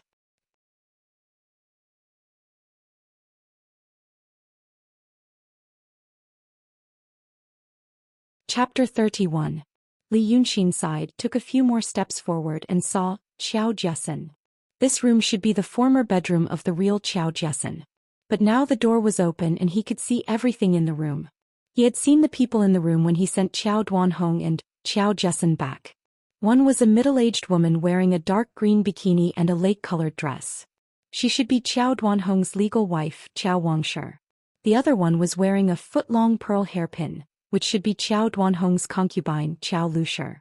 The 2 women were supporting each other and leaning against the door, looking at Xiao Jessen with a worried and fearful expression. The other young man was Li Yunxin's first time seeing. He was dressed in brown with thin eyebrows and eyes, a small mustache on the side of his mouth and thin dry lips. According to Lu Laodao, he was Qiao Duanhong's nephew. He knew that something had happened and came to help. His name was Qiao Jiaming. It was said that he was a loafer in the city and he usually did nothing. He had some medical skills but he was never good at it. When he had nothing to do, he would come to his uncle's house to ask for money, and he was not well received. But this time almost all the men in the Qiao family died. He became the pillar of the family. When Qiao Jiaming saw Li Yunxin and Lu Laodao, he pointed at them and shouted, "Coming, coming!" Li Yunxin didn't look at him but looked at Qiao Jiasen. She was sitting cross-legged on the table in the middle of the room, and she hadn't changed out of her bloody clothes. Her left hand was on her leg and her right hand was in the air, making a nondescript gesture. She closed her eyes and shook her head, full of demonic aura. Li Yunxin shouted in a low voice, "Qiao Jiasen." When the demon cat heard this familiar voice, her whole body quivered and she hurriedly opened her eyes. When he saw that it was Li Yunxin, he quickly got off the table. She seemed to want to hide under the table or in a corner, but she remembered that Li Yunxin had told her before, "Be a good person when you get to the Qiao family or I won't care about you in the future." She was flustered. It was really like a cat that jumped onto the table and knocked over a glass of water, only to be discovered by its owner. Li Yunxin did not know why this cat demon was so well behaved on the way, but at this moment it relapsed. But she guessed that perhaps this spirit had found out that she had gone to the Qiao family and Li Yunxin had disappeared, so her simple-minded mind felt that no one cared about her anymore. She also saw that the Qiao family treated her with great care and treated her with good food and drinks, so she went wild. When he saw Li Yunxin, he naturally looked like a child who had done something wrong. Li Yunxin's low shout had such an effect. The three of them were very surprised. When they saw him take a step forward, that Qiao Jiasen obediently lowered her head and moved closer to his side, they were even more surprised. Who didn't know that the eldest daughter of the Qiao family had a sharp tongue and a lively personality? Only in front of her father, Qiao Duanhong, would she be so obedient. The three of them each had their own thoughts. The two women did not dare to speak. After all, his family and Lu Laodao were familiar with each other. They lived in the front and back, and every new year, they would ask Lu Laodao to paint a few festive paintings, knowing that he was an expert. When Lu Laodao said that this youth named Li Yunxin was his new disciple, the two women's thoughts were a beat apart. But Qiao Jiaming did not have any friendship with Lu Laodao. In addition, when he saw Li Yunxin's appearance, sword-like eyebrows and starry eyes, red lips and white teeth, he was a handsome youth. Qiao Jiaming's heart became unhappy. He had been eyeing this cousin of his for a long time. He had long thought that one day he would marry this younger sister of his. There were no sons in the Qiao family's first branch. If he could get a beauty and money, wouldn't that be wonderful? But now, this crazy girl who was suspected to be possessed by a demon was so close to Li Yunxin. Qiao Jiaming, who was originally a reckless person, suddenly became angry. He immediately rolled up his sleeves and grabbed Li Yunxin's arm from behind. "Brat!" When Li Yunxin turned his head, Qiao Jiaming threw a punch at his face. But the punch missed. With Li Yunxin's skills and his sea of qi sealed, although he was not a match for the direct disciple of the Ling Su sword sect leader, dealing with ordinary people was like playing with children. In his eyes, Qiao Jiaming's fierce punch moved in slow motion. He slightly tilted his head with a cold face, and the other party's fist brushed past the tip of his nose. He tilted his body again and pushed slightly. Qiao Jiaming staggered and fell on the table where the little cat demon had been sitting. His forehead hit the corner of the table. At that time he cried because of the pain. Qiao Jiaming stamped his feet in pain. While covering his forehead, he pointed at Li Yunxin and cursed, "You little bastard. You hooked up with my sister, did some shady things, and now you want to hit me? You can't leave the Qiao family's door today." Li Yunxin calmly tilted his head and looked at him, ignoring him. He turned to the two madams and spread his hands. "What's wrong? Are you here to punish me?" The two madams were stunned, and then they heard Qiao Jiaming shout again, "First aunt, second aunt, don't let this brat go. Look at my sister. She's fine now, but she's covered in blood. You're not smart either. Think about it, what could have happened, huh? Just now, when you wanted to help her change her clothes, didn't you hold on tightly and not let her take them off? Then you went crazy. 2 aunts, let me tell you, this is called amnesia. She's been stimulated. My sister doesn't dare to take off her clothes now. What do you think she's been stimulated, huh? This little bastard stayed with my sister in the wild for a night, who knows what they did. Now that the whole city of Wei knows about this, how can my sister get married in the future? As her cousin, I don't despise her. Well, I don't despise her. Xiao Jiaming repeated and continued to shout. But others don't like her. Look at her now. Who has she done this to? She's pulling his clothes. Something bad has happened. And it's a family scandal. Li Yunxin then spread his hands to Lu Laodao. Master, what do you think? Lu Laodao's forehead was sweating. He didn't expect Xiao Jiaming to do this. He only knew that Li Yunxin killed a lot of people last night and he had a powerful background, maybe even more powerful than all the people in the Qiao family put together. With a bitter face, he cupped his hands to the 2 madams. Madams, we've been neighbors for so many years. You know how I am, Hunyuanzi. I Laodao don't steal, rob or cheat. And I won't do anything under the table. He cupped his hands high. My master is the successor of the Dongxian sect. I Hunyuanzi. Xiao Jiaming sat on the ground and shouted, What Dongxian sect, huh? If the masters of the Dongxian sect hear this, they will break your legs, old liar. Even if Lu Laodao had a good temper, he couldn't stand it anymore. Because this old man might be greedy and spineless, but he valued the master very much. No matter where, how could a disloyal and unfilial person get along? Today this poor man insulted the master. There were several servants watching, and he, Hunyuanzi, was a famous painter in the city of Wei.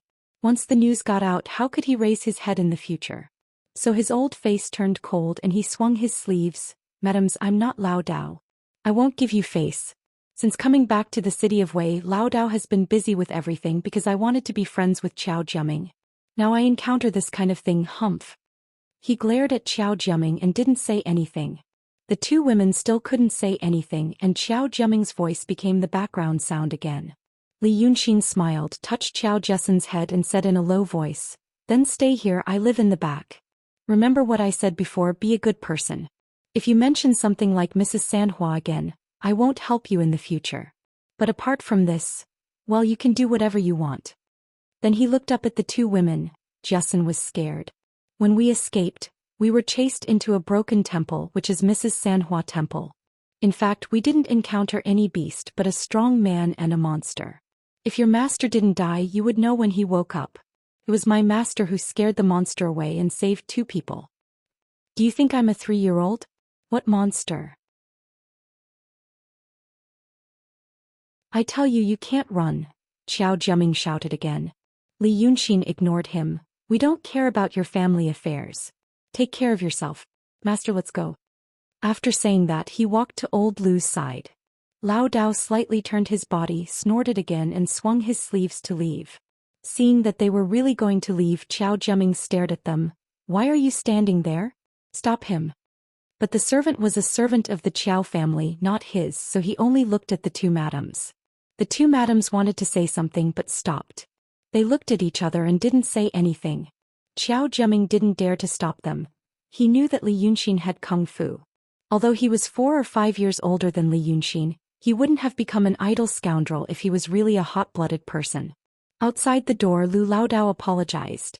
Li Yunxin smiled. Prepare a place for me first. He really didn't take this matter to heart. He didn't know how many people with all kinds of moral integrity and lack of intelligence in the past. Xiao Jiaming wasn't worthy of his real anger. In fact, Xiao Jessen staying there was just a temporary measure. Her wounds couldn't heal and it would be terrible if they were seen. Li Yunxin originally planned to use the excuse of killing monsters to get her to come to his side. But this matter had to be considered in the long run. Let the little cat monster play with it. As long as she didn't go too far and didn't alarm the people of Daotong and Kenzhou, she would have to beg him in the end.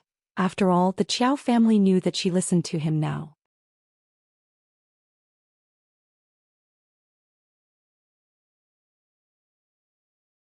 Chapter 32.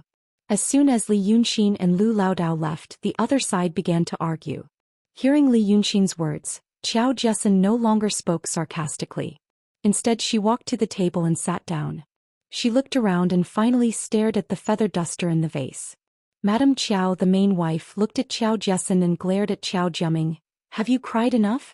Get up. What do you think? Qiao Jiaming curled his lips and stood up. He looked at Qiao Jiasen and wanted to say something. But his second wife, Madame Qiao, hurriedly waved at him. Come out, come out, come out quickly. After all, she thought that Qiao Jiasen might be possessed and was a little scared. So she patted the dust on her body and walked out. After the door was closed, the three of them told the servants to keep an eye on her and walked to the main room.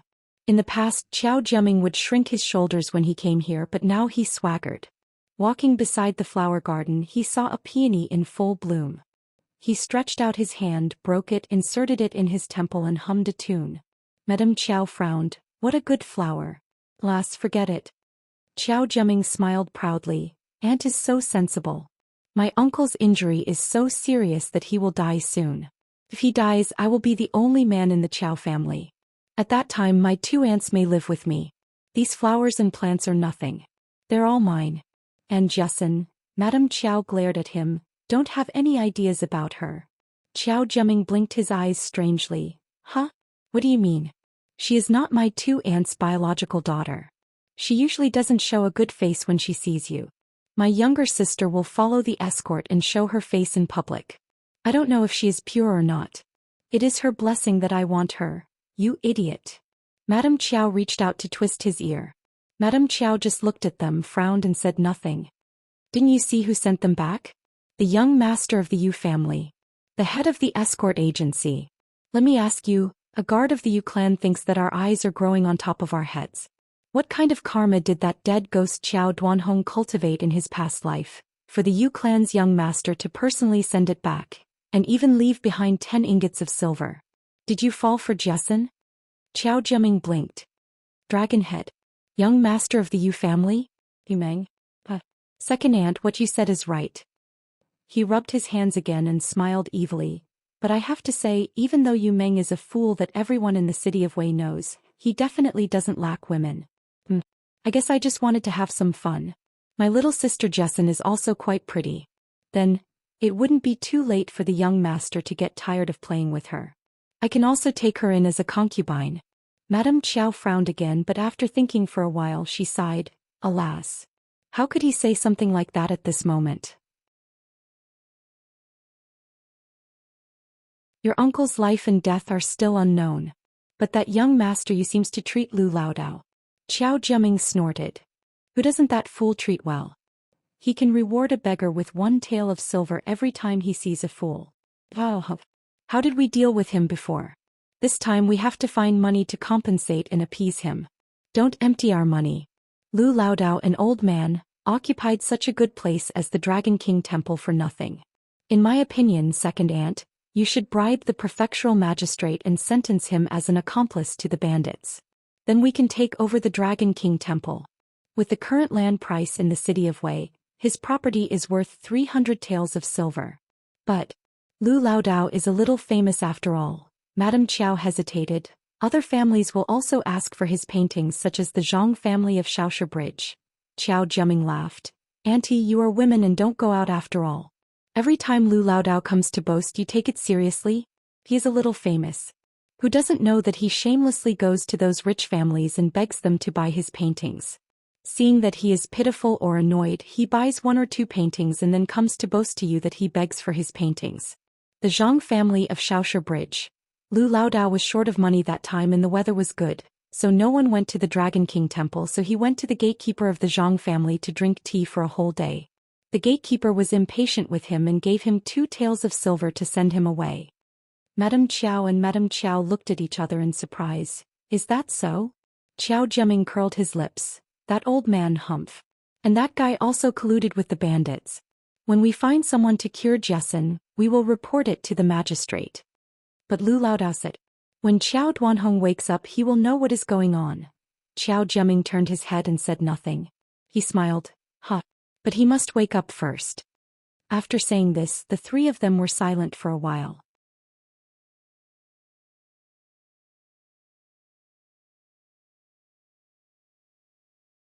Chapter 33. Just like that, nothing happened for 2 days. Life was so peaceful that Li Yunxin sighed. It had been a long time since he had been so relaxed. During these 2 days, Lu Laodao really treated Li Yunxin as his master. He served him good tea and water, flattered him and didn't even go out of the door. So Li Yunxin taught him the water cloud force. According to his parents, the water cloud force was one of the entry-level parts of a whole set of skills. It was also part of the divine heart technique. They didn't have time to teach him the more advanced skills. But this skill could be considered broad and profound. It not only refined the body but also the spiritual power. For painters it was a very useful skill. For the painters in the secular world, it was a supreme magic skill. So Lu Laodao went to the wing room to study the formula that Li Yunxin taught him. Li Yunxin reopened the jade slip of enlightenment. At the moment he could only see some general things in the jade slip that belonged to the common goods. But even if they were common goods, they were the common goods of the previous art saint, the enemy of the world. He found the way to open the seal of Snow Mountain and Ocean of Qi. This matter had taken him quite a bit of effort. A person like the art saint was like a university professor. The professor's scientific notes would never include something like, according to the Pythagorean theorem, we can deduce. He preferred the tone of easily proven. Therefore Li Yunxin had to ponder over many things that the art saint had casually overlooked. He guessed that Lu Laodao, who was in the next wing room, was also in the same situation. For example, the art saint's attitude toward the ceiling of Snow Mountain and Ocean of Qi was, just open it. Li Yunxin spent 1.5 days scratching until his thumb was sore. Then he barely knew that the power of the seal of Qi could be counteracted by another power. For example, the demonic power. He used to think that big demons like the 9th young master and Bai Yunxin could easily open the seal. But if they weren't crazy, who would allow such an existence to come into contact with their Qi? One had to know that once one's Snow Mountain and Qi were destroyed, one could forget about cultivating for the rest of their lives. The little cat demon had demonic power. But that day, even when her entire spirit body was attached to his body, she still couldn't do anything. It could be seen that her weak demonic power was useless. But there was another kind of power, the power of wishes. Demons could absorb the power of wishes and convert it into their own cultivation, so perhaps the power of wishes was feasible. Li Yunxin turned his attention to the Dragon King temple in front of him. Therefore at noon, when the two of them sat by the stone table in the bamboo forest, after answering a few of Lu Laodao's questions, Li Yunxin said, I want to change the Dragon King statue in front. Lu Laodao, yes. The paint has been peeled off and the design isn't beautiful either. You and I are both artists. How can you tolerate it? Lu Laodao had gotten used to the way Li Yunxin spoke these 2 days. He knew that Li Yunxin was not satisfied with the Dragon King's statue. But he still smiled and said, well, Brother Exon, the statue is indeed not beautiful. But the position of a true god. That's why I haven't touched it. Unlike some temples where the statues are dazzling in gold and jade, but they are only made of clay. It is said that more than 100 years ago, there was a year when the Wei River Dragon King traveled through the clouds and summoned rain. He was tired and came to this temple to rest. Somehow he fell in love with this statue and left some spiritual energy on it. Since then people often came to pray for rain. I'm not good at it, so I don't know if it's true. But it is said that a master from a sect came and said that this statue does have spiritual energy. Are there other temples in this city? Li Yunxin asked him. Your temple doesn't have a lot of incense and few people come here. There must be other big temples elsewhere, right? There is a temple at the Sanhiku outside the city. It also worships the Wei River Dragon King. That temple was built a few decades ago. It is magnificent and beautiful. Lu Laodao was not convinced. That's why I stole the incense. When Master was still alive. There is a position of a true god in that temple. There is. Then it's fine. There is still one that can be used. That's settled. In the afternoon, get someone to dismantle the statue and I will get something else to hang on it. Your location is not good and your products are not updated. Where do you get the money for incense? That is also the Dragon King temple. This is the Dragon King temple. Of course I won't come here to worship. If it was someone else, Lu Laodao would definitely ignore them. But this Li Yunxin taught him the water cloud force, and now he said that he wanted to dismantle the position of a true god. Lu Laodao only felt that it was the style of an expert from the Heavenly Cave sect. It was obvious that he had seen this many times and didn't take it to heart. He gritted his teeth, stamped his feet and sighed. Fine, fine, fine. I will listen to Brother Xian. I will just say that there is some income from this temple. If I really dismantle it. Li Yunxin laughed. Who said that it is not a temple if it is dismantled? I will put something else on it. Luckily Yu Meng left 100 taels of silver and Lu Laodao took 2 taels. So he used the money to find someone to dismantle the statue in the afternoon. Then Li Yunxin asked him to go over and add the finishing touches. Lu Laodao entered the room that used to belong to him. On the table was a framed 8 feet long painting. It was made using the treasured cloud paper of the secular world. It was not afraid of smoke and fire. There were 2 people drawn on the paper. The man in the middle was wearing a golden helmet and armor, holding a ferocious-looking spear. Lu Laodao felt that he looked a little like Li Yunxin, but it might be an illusion. Beside the man in the golden helmet was a woman in red armor, but her face was a little dull. The painting was very good. It was vivid and vivid, as if it would jump out of the paper in the next moment. But Lu Laodao didn't know who the 2 people in the painting were. Li Yunxin passed the brush to him and said with a smile, "This man's surname is Jia and his name is Wen. He's the crown prince of a divine nation built by a celestial. This woman is called Xiwana. She was saved by the prince in the past. After that, she devoted herself to Dao and cultivated the real body of the dragon lady. This Prince Jiawen can ensure the safety of the house. When setting up a flag in the escort agency, building a house or digging a pit, you can come and pay your respects to him. Look at his golden helmet and armor, he's also full of wealth, so there's nothing wrong in seeking wealth. Needless to say, this dragon lady could call the wind and summon the rain. You just need to add a stroke here and the painting's spirit will be formed." It was the first time Lu Laodao had heard of these 2 gods. He did not even dare to breathe too loudly. He only took the brush, held his breath, and channeled what little spiritual power he had left. He pointed the brush on the spear of the crown prince Jiawen, which had attained great success in the supreme sage mystery numinous treasure. He instantly felt the painting tremble slightly, and an extremely mysterious flow of spiritual power extended to an unknown place in the distance. Lu Laodao was shocked. Firstly, he thought that Li Yunxin was only using this painting to make up the numbers, but in fact he had other motives. Who would have thought that after touching the painting he would discover that the spiritual energy in the painting really did flow. It was connected to a certain existence. Moreover, it was so tight and sturdy. If the 2 gods really lived in the 9th heaven, what kind of divine power would they have? Li Yunxin actually managed to invite him. Secondly, he could actually feel everything that had shocked him just now.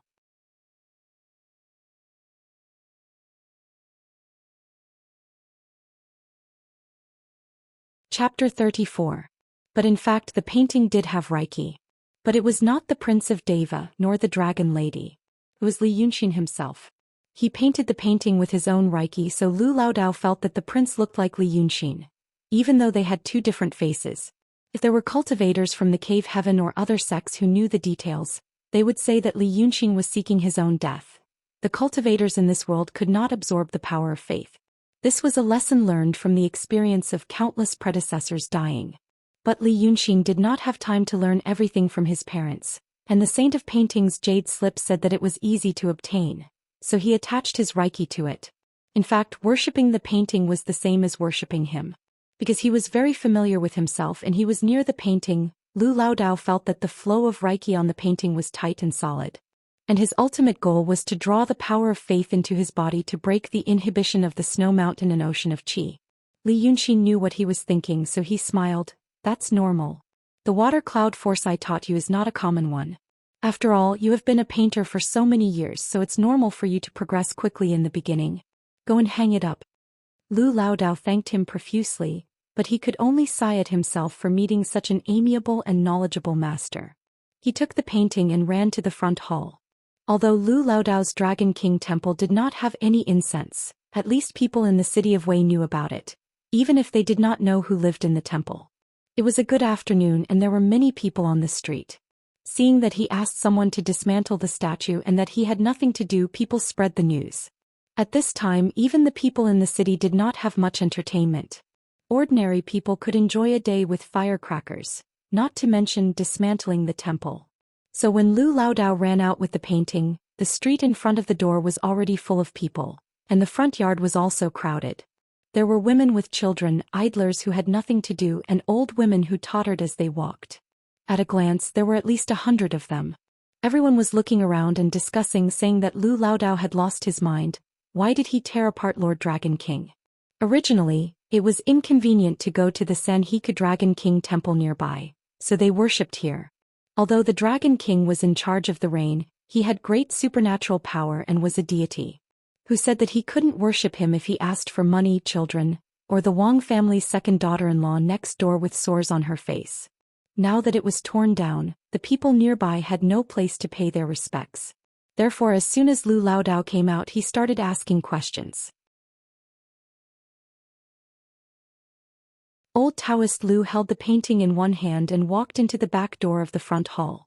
He was already calmly pacing. As he stroked his beard, he lowered his eyes and pressed down. Everyone, please calm down. Today I, Hunyuanzi, am not being disrespectful to Lord Dragon King. Instead, I'm saying that an expert has invited 2 other gods for my Dragon King temple. One of them is the Crown Prince of the 9 Heavens Divine Kingdom. He is the Crown Prince of the 9 Heavens Divine Kingdom, where the Supreme Celestial Being resides. His power is unparalleled and he can ensure the prosperity of his family, wealth and many children. The second one is the Crown Prince of the 9 Heavens Dragon Lady, who serves the Crown Prince of the 9 Heavens. She is the elder sister of Lord Dragon King of the Dragon Palace of the Weak Sea. She can control the clouds and rain, and she can ensure the prosperity of the land. From today onwards, my Dragon King temple will worship these 2 gods. My neighbors are blessed.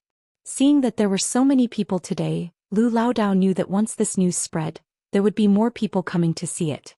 Therefore he was happy and spoke more eloquently. However, these 2 true gods had never seen it before. Naturally, they did not buy it. Therefore they hissed and said that Lu Laodao was crazy about money, so he made it up to make money. Old Taoist Lu did not panic and smiled again. He knew the level of the painting in his hand. There were 5 painters of artistic conception in the city of Wei. In fact, he had just touched the edge. He said that the emptiness realm and the artistic conception were both acceptable.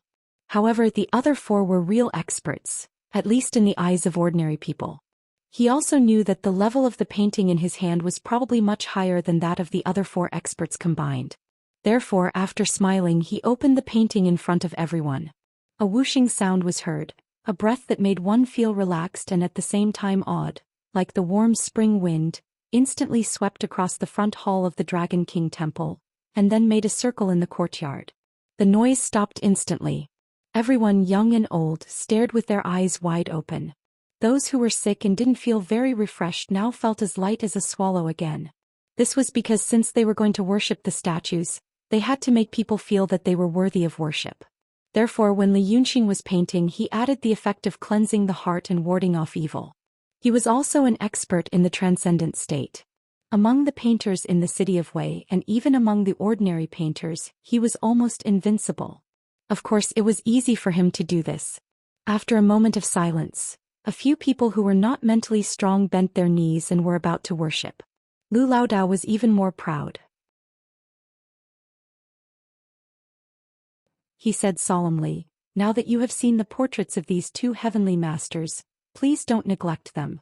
You need to know that everything works if you are sincere. If you are not sincere, even if the Jade Emperor descended to the mortal world, he would not care about you." As he spoke, he stepped on the ladder and hung the portrait behind the incense table. Then, without looking at the crowd, he clasped his hands behind his back and turned to the backyard. But as soon as he got out of the back door, he quickly hid and peeked through the crack of the door. He saw that the neighbors were scrambling to kneel in front of the portrait. The sound of copper coins falling into the merit box was endless. To Lu Laodao, it was like heavenly music. There were also those who did not bring money with them, so they quickly ran home, afraid that they would neglect the 2 heavenly masters. There were even those who had sick people at home, so they carried them over, wanting to experience the heavenly aura of the 2 heavenly masters. In this era where people died from major illnesses and minor illnesses dragged on, once they experienced the heavenly aura of the temple, it would be more effective than any kind of persuasion or propaganda. By the time the sky turned dark, almost all the neighbors had come to worship. Although the aristocrats did not think much of it, they only thought that it was a rumor spread by the ignorant commoners. But the things that ordinary people did not lack were time and energy. Looking at this scene, Lu Laodao felt as if he had seen a few decades ago before the Sanhika Dragon King Temple. He grinned from ear to ear, so he happily went to find Li Yunxin to tell him the good news. But just as he walked to the door of Li Yunxin's main room before he stepped in, he heard a shout from inside, "Don't come in." Lu Laodao quickly stopped. After a while he heard Li Yunxin say through gritted teeth, "I'm at a critical point in my cultivation, don't disturb me. You eat first." Huh. Lu Laodao did not know what was going on with this expert, so he obediently retreated. He wandered around the pool for a while, weighing the money bag at his waist. Seeing that the sky was already dark, he decided to go out from the back door. He went to the Munanju at the corner, cut 2 tails of sauced lamb, a plate of butter peanuts, a plate of salted pork and a pot of air dao too. After he left, the backyard became quiet. But gradually he could hear the sound of people coming to the front yard to offer incense. Li Yunxin sat in the room listening to the sound and gritted his teeth. He felt that he was in a very bad condition.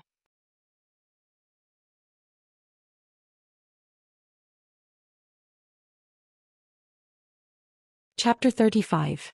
Although he felt that Lu Laodao was a not bad person, he would not really entrust his life to a person he had only known for a few days. Now he could not move. His comfortable cotton shirt was drenched in sweat, and even the bed he was sitting on was soaked in sweat. Even if there was only the light from the crescent moon in the room, he could see the white fog coming out of his head. At this moment his ocean of Qi and mountain of snow seemed to be about to explode. The name of Ocean of Qi and Mountain of Snow was not because it sounded more artistic, nor because there was really something like a snow mountain in his body.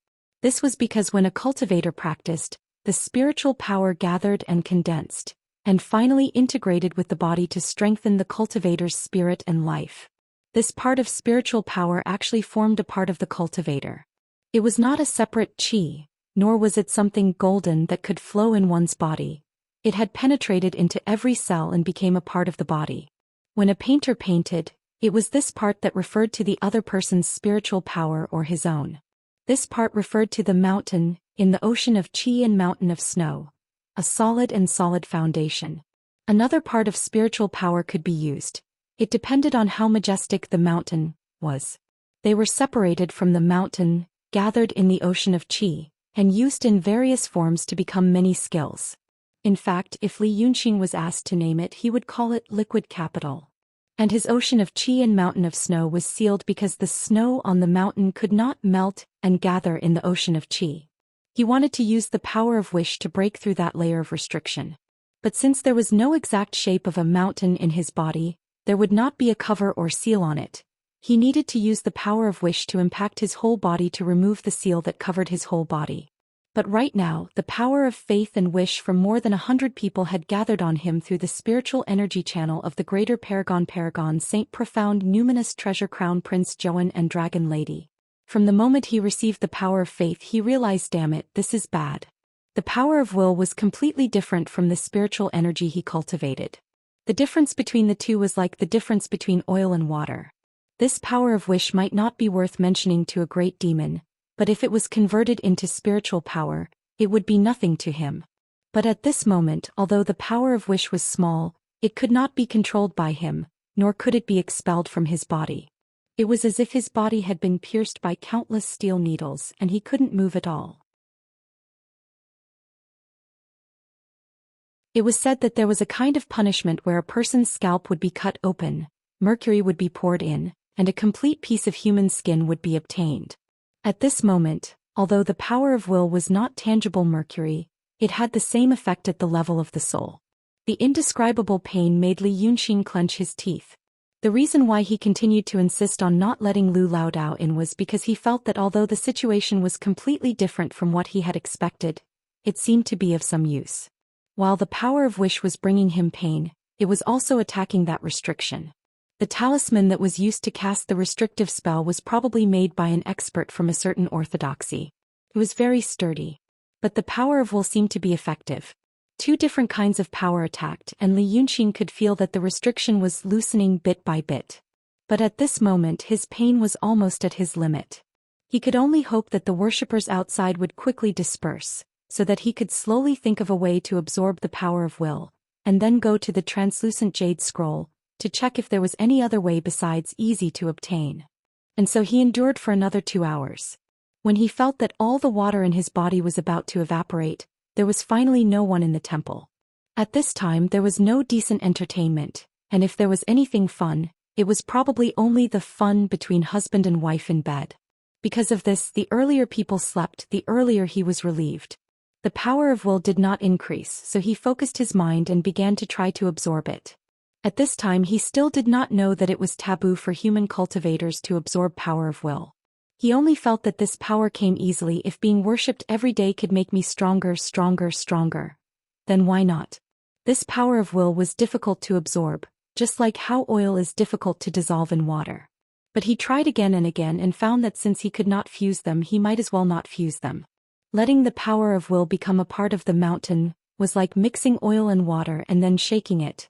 Although it was still a ball of oil mixed with water, it still became a cup of liquid. After trying this, he felt that he had found the trick. With the power of will mixed in, some spiritual power could leak out. The power of will was like opening small holes one after another on the mountain. He spent an hour to do this and planned to carry it out to the end later. He had cultivated spiritual power for more than 10 years, and this power of will was not even a drop in the ocean for his mountain. He felt that he would need a lot more time to completely deal with the restriction. At this time Lu Laodao came in from the back door. The spring night was not very cold, and there was still the faint fragrance of flowers and trees. Laodao drank some wine and felt his body warm, and the taste of the wine still lingered in his mouth. Then he thought of the additional income from the temple, and his whole body felt comfortable as if he was soaking in warm water. He closed the back door, and while humming sparse shadows slanting across the clear water, faint fragrance floating in the moonlight at dusk, these 2 lines were written by an expert painter 1,000 years ago, he strolled back to his own room. When he reached the pond, he turned to look at the main room where Li Yunxin lived. He found that the room was still dark and quiet. Laodao weighed the beef wrapped in oil paper in his hand, and thought that it was a pity. The master probably went to bed early after practicing. What a pity for this beef. The cow belonged to a farmer's family outside the city, and was killed by a wild beast in the middle of the night. After taking a few bites, it seemed that it was not to his taste, so he stopped eating. The next day the family found the cow dead and reported it to the authorities. The authorities sent people to investigate and confirmed that it was killed by a wild beast, and ordered the family to deal with it themselves. The family did not want to eat it themselves, so they sold it to Munanju for money. Beef was a rare commodity. The beef in Laodao's hand cost 20 cents, 10 portions of mutton. He thought that it would spoil tomorrow, so he might as well take it back to his room and eat it slowly. Alas, it was a pity that he ate too much just now. If he had known this, he would have eaten the beef instead of the mutton. He thought about it in bits and pieces and then turned his head. After taking 2 steps, he suddenly stopped as if his head was about to explode. His scalp went numb and the effects of the wine faded in an instant. He slowly turned his head again and glanced at Li Yunxin's room. He looked at the thing that he seemed to have seen just now. This time he saw it clearly. A woman in white was lying outside Li Yunxin's window. She was lying with her head down, feet on the ground, lying on her stomach. As if she felt his gaze, the woman in white raised her head and looked at him. There were no facial features on her face. Lu Laodao's head buzzed again and he fainted.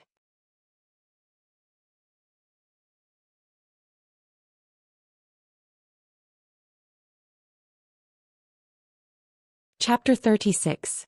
After another hour, Li Yunxin finally digested the power of will and let out a long sigh. He slowly let go of his legs. When they were no longer numb and painful, he slowly got down to the ground. He took off his wet and dry clothes, opened the mahogany box with brass edges, and found a clean set of clothes to wear. He was about the same height as Lu Laodao and also about the same weight. Lu Laodao's Taoist robe also fitted him well. There was no light in the room, only the faint moonlight. But cultivators' bodies were also tempered by spiritual energy, and most of them had sharp ears and eyes. Therefore Li Yunxin could see clearly without a light. Not to mention that the light was not very bright, there was also a smoky smell in the room which he still could not get used to. He poured a cup of herbal tea and drank it. It did not quench his thirst, so he lifted the teapot and drank it. When he looked up he saw the window. He choked on the tea and the teapot fell to the ground. He was so scared that he shivered from head to toe. What the hell is a ghost? He was not afraid of ghosts. But no matter how brave he was, he could not help but suddenly see such a scene. Because the room was dark, the shadow outside the window was especially clear. A figure, head down, body up, was leaning against the window. Long hair hung down and it was even slightly fluttering. This shadow was fainter than normal shadows and it seemed to be a little translucent. But Li Yunxin could also see its movements clearly. It was scratching at the paper window as if it wanted to come in. Holy shit. Li Yunxin stood firm and stared at the thing with wide eyes. He knew that it could be a ghost. Apart from the illusion created by the little cat demon in the forest, this was the first time he saw a ghost. He had seen ghosts before, but he could only feel that they were spirits like the cat demon. But this was the first time he really saw one. For cultivators, the existence of ghosts was certain. There were naturally ways to see ghosts, using special drugs or practicing some kind of supernatural power, such as opening the inner eye. But the problem was, who would find trouble for themselves and do that? The spiritual energy of cultivators could already sense and locate them. No one would take things too hard and insist on watching all kinds of tragic appearances before death. But now Li Yunxin felt that he had indeed seen it. This was a temple. There was also the power of faith from incense. Let's not talk about why he suddenly saw a ghost. What kind of ghost would take things too hard and run into the temple? He was stunned for a long time but still walked to the door and opened it. He pushed the door open and looked to the side. The female ghost happened to turn around and look at him. His face was devoid of features. His body was dripping with blood.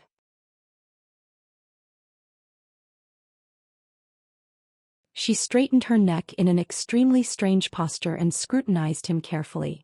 Li Yunxin looked into the courtyard again and saw Lu Laodao lying on the ground. He ignored the ghost and quickly walked to Lu Laodao's side, squatted down and picked up his hand to feel his pulse. Lu Laodao was 54 this year. In this era he should be an old man with a great-grandson. If it was an ordinary person at this age, they might have fallen ill and died from the shock. But fortunately, although he was a painter in the secular world, he also practiced some methods to refine qi, so his body was much better than that of ordinary people. His body was fine, but he had fainted. Only then did Li Yunxin notice the oily paper package in his hand. He opened it and saw that it was beef with soy sauce. Then a strange feeling arose in his heart, because he knew that this was probably for him. Other than his parents in this world, this was the third person who was good to him. For a moment he was a little dazed. Because of certain experiences in his previous life, Li Yunxin couldn't understand the concept of kindness very well. In this life, although he could feel it and accept it, to go one step further was indeed a little more difficult. After all, in his previous life it was... Thinking of these things, his chest felt irritated and he stopped thinking about it. He held the oily paper package in his left hand and stood up, picking up a piece of beef and chewing it carefully. He raised his head and asked the ghost, "Why are you looking for me?" At this time the ghost was still lying on the window, but its neck was twisted at a strange angle, and its featureless face was still facing him. It swayed slightly as if it was looking at him repeatedly to confirm something. Li Yunxin was a little impatient. He had ways to deal with this kind of ghost, even if this one was a special kind. After death, the soul of a person would be taken away by Yanjun. The two Yama kings were powerful and it was not difficult for them to transform into billions of people. But occasionally, under special circumstances, the ghost would temporarily not enter the cycle of reincarnation, and would linger in the world. Usually the ghost would retain the appearance of the moment before death. But if the body was taken over by something after death, the ghost would become a faceless ghost. Right now he could already use some spiritual power. Although he couldn't fully use the power of the transcendent state as a painting Daoist, who was trained in the intent realm or emptiness realm, he was far better than the artists in the intent realm or emptiness realm in the secular world. He clasped two of his fingers together and drew a line in the air, using his spiritual power to construct a restriction. With just a slight flick of his wrist he would be able to teach this ghost a lesson. Ghosts were not human. No matter how smart and experienced they were when they were alive, they would be muddle-headed when they became ghosts. After all, humans had a spirit when they were alive, and a part of the spirit was hidden in the physical body. Without the physical body, the spirit would be damaged and naturally a lot of the spirit would be lost. Therefore, if one wanted to communicate with these ghosts happily, most of the time he had to tame them like a beast and make them suffer before they would speak obediently. However, just as he was about to flick his fingers, Li Yunxin noticed the forehead of this faceless ghost. It was a little red. His heart skipped a beat and he remembered how Xiao Jiasen died that night. She was poked on the forehead by a swordsman. Then he looked at the bloodstain on her body. Wasn't it a bloodstain between her stomach and abdomen? It was Xiao Jiasen's ghost. It was not a random dream that day. He really saw Black Bai Yanjun in his dream. The two Yama kings said that he seemed to be the person who killed the Sin Luo temple 1,000 years ago, and then left in a hurry. They also said that the souls of those who were related to him were not restricted. They really were not restricted. He quickly released the simple restriction on his fingers. You're Xiao Jiasen? Are you Xiao Jiasen? However, after asking this question, the ghost suddenly froze. Then it suddenly raised its head and looked to the north. Then, using its hands and feet, it crawled to the back of the house at a speed that made one's hair stand on end. Li Yunxin hurriedly shouted, "Wait!" He gathered his spiritual energy and jumped up to the roof. However, there were only 3 or 4 rows of early spring vegetables behind the house, and the ghost was nowhere to be seen. Although the city at this time was big, it could not be compared to the big cities in his previous world. Recently, the weather was relatively dry and there was no pollution, so the visibility was good. In addition, because of his cultivation, his eyesight was excellent. Therefore, when he stood on the roof and turned to glance in the direction that the ghost was looking at, he found that there were sparks of fire outside the city. The fire was very weak, so it should be very far away. It was probably on the outskirts of the city where farmers lived. Someone lit a torch in such a night. Perhaps something had happened, someone died in someone's house or someone had been robbed. Li Yunxin did not know if the fire had anything to do with the ghost's departure, so he sighed slightly and jumped down from the house. Perhaps he would come again, he thought.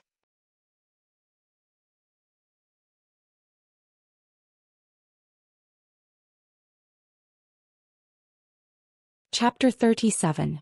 He carried Lu Laodao into the house and settled him down.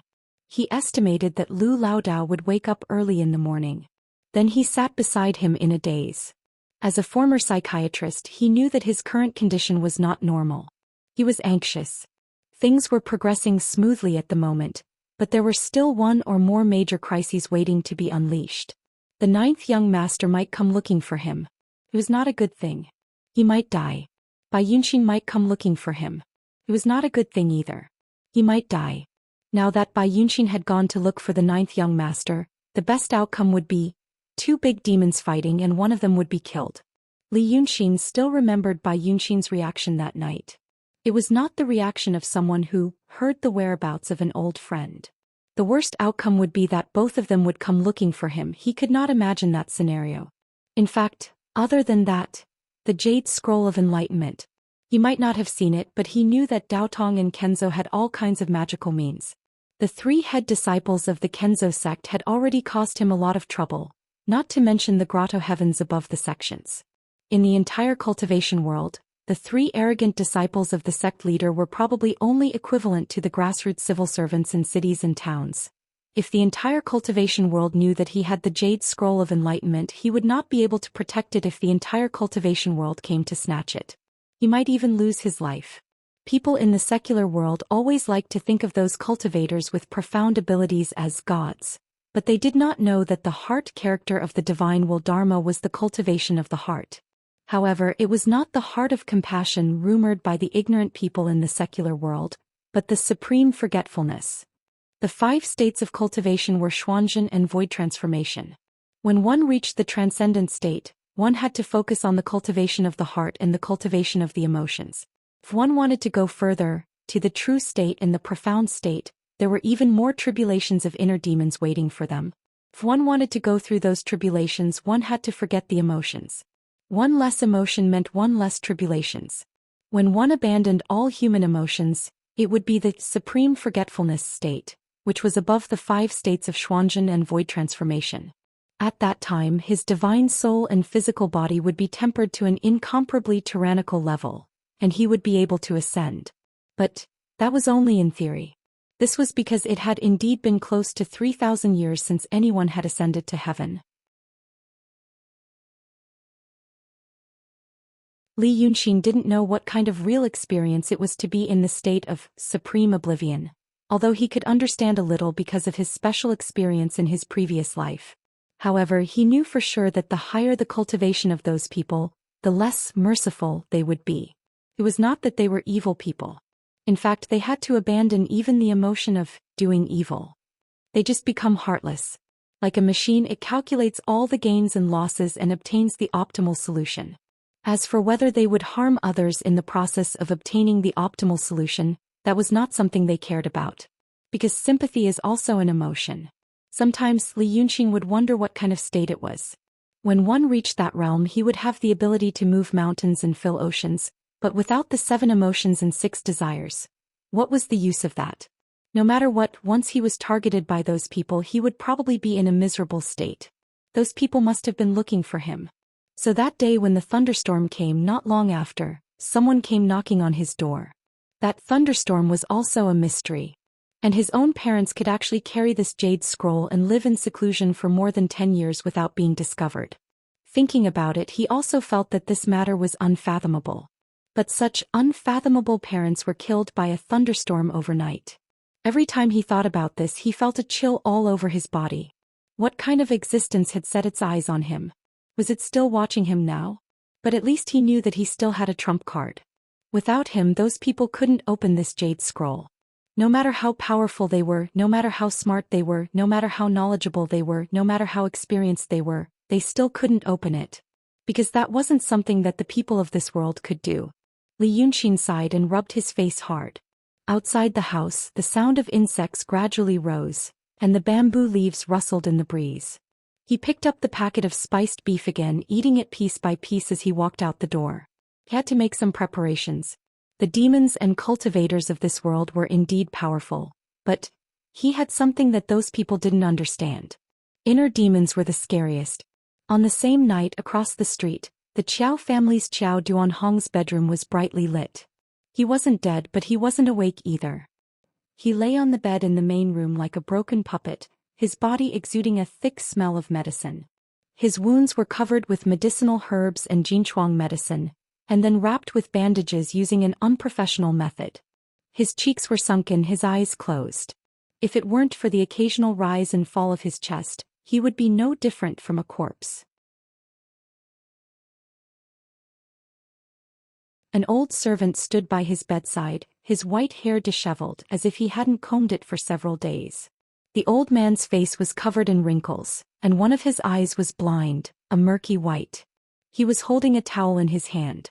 The place where it was held was still wet, but the rest of it was already dry. This meant that he had been sitting here for a long time, or perhaps he had fallen asleep leaning against the side of the bed. It wasn't until 2 hours later, when the sound of the night watch could be heard from the back street, that the old man suddenly woke up and looked up at Qiao Duanhong. He still hadn't woken up. He reached out to touch the man's forehead. It was still very hot. The old man struggled to get up, washed the towel in the copper basin beside the bed, and changed it before walking to the door and pushing it open. The sound of the door opening woke up the 2 servants guarding outside the room. The old man sighed. "You two, you've slept for the whole night. Have you brewed the medicine?" The 2 servants wiped their saliva and looked at each other. "We're going now. Don't worry, Master Meng." Then the 2 of them hurried away, whispering as they walked and glancing at the west courtyard. There were sounds of people laughing in the west courtyard. There were men and women and the sounds of people talking in high and low voices. The wind of the spring night blew the smell of alcohol over. They were drinking in the courtyard at night. The old man stooped and looked in that direction with his remaining eye before closing the door again. He knew that the 2 servants wouldn't brew the medicine. There was no medicine to brew. He had used his own money to hire a doctor for the past 2 days for Daoist. But he didn't have much money to begin with, and it was all used up. Those 2 shameless women and Qiao Jiaming didn't care.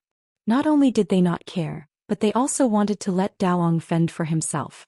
There were more than 30 people in the Qiao family's courtyard, and they all counted on this escort agency to make a living. Now Daoist took people out on this trip and all of them died. Only he came back, and it was unknown whether he was dead or alive. The old man thought, sometimes he even thought, Daoist might as well have died there. If they all died together, perhaps this family wouldn't be like this, and Daoist wouldn't have to lie on the bed like this, listening to those two shameless women and that scoundrel having fun. Dalong's first wife, that Qiao Wenshi, was a good woman. Unfortunately, she died early. She only left behind a daughter who had also gone crazy and was locked in the back. A daughter, she was still a daughter. This old man couldn't care about her for the time being. He just pitied Daong. He watched Daong grow up. At that time he was still an escort.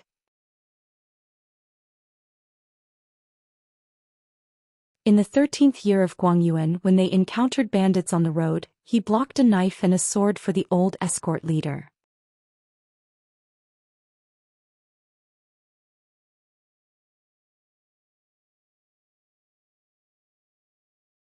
Chapter 38. One saber cut off one of his eyes and one sword cut off one of his legs.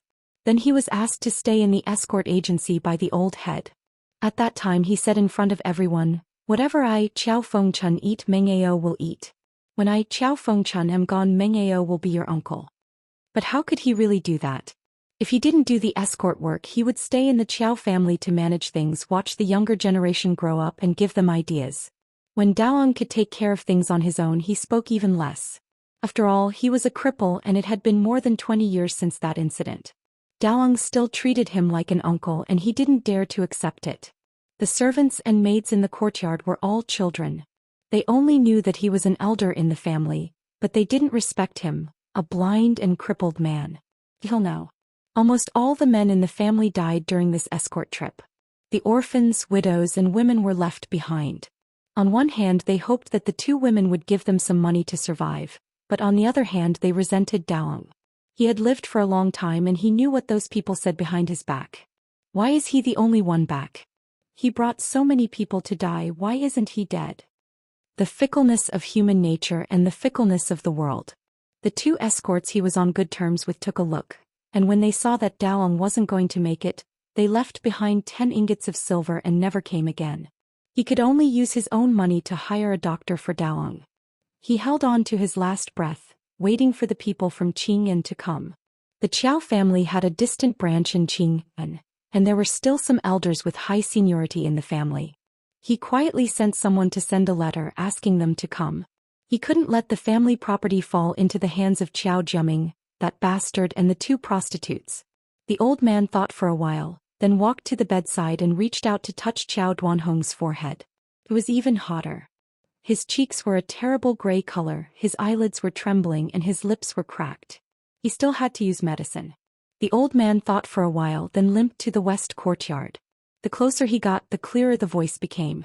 She heard the beast say proudly, "When the prefectural magistrate sees that piece of jade, he said everything he could do, it has already been. Why not send it to the prefectural magistrate? I was just joking, I can also keep it as a concubine." And the little whore's laughter. "That old cripple is guarding it? Let's see how many days they can hold out. Wait for death."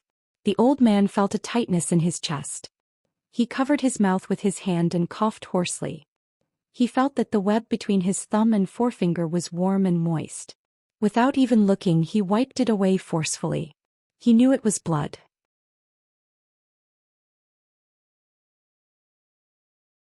Being angered by these three beasts to the point of vomiting blood. Even if he was old, he was still old and useless. The three people inside had drunk too much and their eyes and ears were no longer useful. Therefore he coughed but did not hear it. He walked to the door but did not hear it. He pushed open the door to the courtyard, but he still couldn't hear anything. The three of them were drinking wine in a pavilion in the courtyard. At this moment, Madame Qiao's clothes were disheveled and she was lying in Qiao Jiaming's arms. The old man's vision darkened and he reached out to hold on to the door frame. Madame Qiao was newly married the year before last. Madame Qiao had no children for 10 years, so the Qiao family had to have a descendant. Meng Ao found out that this woman had something to do with that beast a month ago, so he wanted to give Qiao Duanhong some advice after this trip. Unexpectedly, such a thing happened. At this moment he had done this dirty thing in front of Madame Qiao. Madame Qiao didn't look at them. She drank the wine slowly and lowered her head to say, "That old cripple is restless. Send a letter to Qing'an. Let's not talk about whether I can send it or not. If I send it to Qing'an, it's not as useless as that dead guy. They are both from aristocratic families in Wulin. It's said that they are the richest men in Qing'an. How can they like this place? Besides, that old cripple is old. Who will send it? Ask Wang Qi to send it. Who is Wang Qi? The old cripple doesn't know that he is a distant relative of my maternal cousin. After saying this, she covered her mouth and laughed. She turned her face and saw Meng Ao at the door. But after a little surprise, she squinted, picked up the wine glass and asked lightly, "Oh, old Meng, why are you here? Is Daolang all right?" He didn't send the letter. Meng Ao felt that his chest was more stuffy and he felt dizzy. He lowered his eyes to avoid looking at their ugly behavior, held the door and forced himself to turn around and walk back. But when he took a step, the smell of wine, meat and cosmetics in the pavilion hit him, and he felt that he couldn't suppress the fire in his heart anymore. He coughed with all his strength and spat out a mouthful of blood. Then he couldn't hold the door and fell down.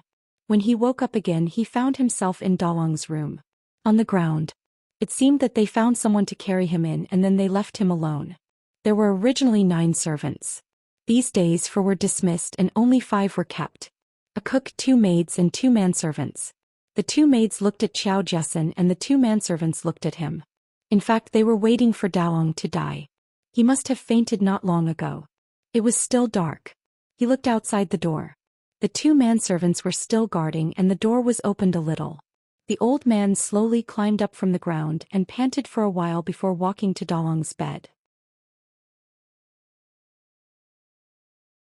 He looked worse, as if he was dead. The old man quickly reached out to touch his forehead, and found that the fever had subsided. Daolong's fever was no longer and his forehead was cold. This reminded him of his dead son. At that time the corpse was fished out of the river and it was the same temperature. He stared at Daolong's face for a while and then pulled the quilt. He didn't send the letter. And the magistrate? He couldn't use it. Meng Ao felt that his body was no longer stuffy or hot. He suddenly felt very comfortable and his heart was as calm as water. He thought for a while and then turned to the door. The 2 manservants quickly stood up, rubbed their eyes and reached out to stop him. "Oh, Master Meng, you are not well. First, grandmother told you to rest in the room for a while and don't go out tonight?" The old man looked at them silently for a while. The 2 manservants were surprised to find that his only eye was not so cloudy anymore. It became scorching hot and bright. This kind of brightness made them feel uneasy. This light should not belong to this old man. In the 3 or 4 years since they came to the Qiao family, this old man had never spoken loudly. He only smiled kindly at everyone with a hunched back and a lame leg. This kind of uneasiness made them feel a subtle and ashamed anger. They pushed the old man hard and raised their voice. "Go in. I'm talking to you nicely, don't be ungrateful. This is not the Qiao family with the dead man inside." The old man held the door frame and did not fall. He said hoarsely, "The escort leader is gone." The 2 manservants looked at each other and sneered. "Why are you worried about this? Worry about yourself." Meng Ao nodded and turned to go into the room. "Old man. Say. His brain is not bright and he can't think straight." The manservant in the green hat turned around and shook his head. "I don't want to hurt him. Let me tell you, I have learned martial arts for a few days." Before he finished, they heard the door creak again. The 2 men turned their heads at the same time and their faces were full of impatience. "I say you." Before they finished speaking, there was a whistling sound in the air. A thick, gold-threaded machete was chopping at the manservant's face. With a dong sound, the machete was embedded half a palm thick. The huge pressure caused his 2 eyeballs to pop out and hang on the side of his face. Then blood also spurted out. The manservant in the green hat stared at the machete, and his body could not move because of the sudden shock and fear. This machete was Qiao Duanhong's machete. It was hanging on the wall of his room. He moved his eyeballs with difficulty and saw the person holding the machete. It was the old cripple. But his face was as cold as iron, and there was a light in his eyes that he had never seen before. You. He uttered a few words and subconsciously reached out to grab the machete. However, a cold light flashed and there was a poochie sound. His head rolled down the steps as well. The old man put away the machete, leaned on the ground and panted tiredly for a while. Then he reached out to wipe the blood on the machete and slowly wiped it on his face and smiled. His teeth and one eye shone in the darkness. "You children. When this old man was your age, I was called man-killer fiend Meng Ao's.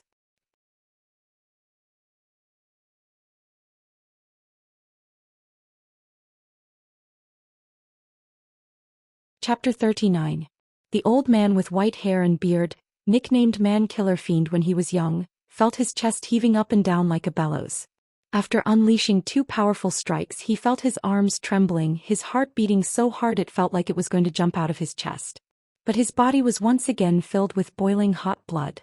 He once again experienced that kind of self-indulgent, destructive pleasure. He remembered a long time ago when he beheaded someone in the rain. Hot blood splashed on his face just like right now. The blood made his skin tense up, the slightly sweet smell of blood alerted him. He also remembered how in the past few decades he watched Delang grow up, marry a wife, have children, take charge of his own affairs. He was a cripple, a servant, but he felt like Delang was his own son. But now he had nothing. He felt like he was being hollowed out. But the emptiness was quickly filled by something else. The viciousness and brutality that had been suppressed by certain emotions erupted like a hidden volcano. Man-Killer Fiend Meng Ao stood up straight and closed his eyes. A long and heavy breathing sound came from his chest. A minute later he opened his eyes and grunted. The joints all over his body crackled, and the old man who straightened his back seemed to have grown a few feet taller in an instant. The 7-killing blade that he had pushed to its peak was burning away his life force. This tyrannical scripture that he obtained by chance when he was young, the one that made him famous, had now become a deadly poison, a burning flame. He slowly breathed out. The white mist pierced through the night sky like a dragon. 3 breaths later, the old man easily picked up the 13 kilograms thick blade and headed towards the west courtyard. After a few steps he saw a maid walking towards him. The maid was originally looking at Zhou Xian. But Zhou Xian didn't make a fuss at all. The 2 of them were both tired and hungry. So she went to the kitchen to make something to eat. But in the darkness she could hear the sound of running water, as well as faintly see the old man's snow-white hair and beard illuminated by the moonlight. The tired maid snorted in her mind, hurriedly walked away while muttering, "Old thing, you scared me so much in the middle of the night." After another 3 steps she could see the old man clearly. He saw the blood on the old man's face. The young maid subconsciously stopped in her tracks. She thought for a moment and was about to call out. However, the old man had already walked to her side. He did not stop, nor did he look at her. He merely raised his hand. The knife rose and the head fell. He continued to walk forward. The smell of blood permeated the spring night breeze, mingling with the fragrance of wine, meat, and cosmetics. Meng Ao walked to the door of the west courtyard and pushed it open. Lewd words and laughter attacked him again, but they could no longer beat him down. He limped towards the pavilion with a burning desire. The night wind blew. The candlelight in the pavilion flickered. The tip of the sword fell to the ground, and the metal scratched the stone floor with an ear-piercing sound. The 3 of them finally turned around. Even the slowest person could sense that there was something unusual about the old man.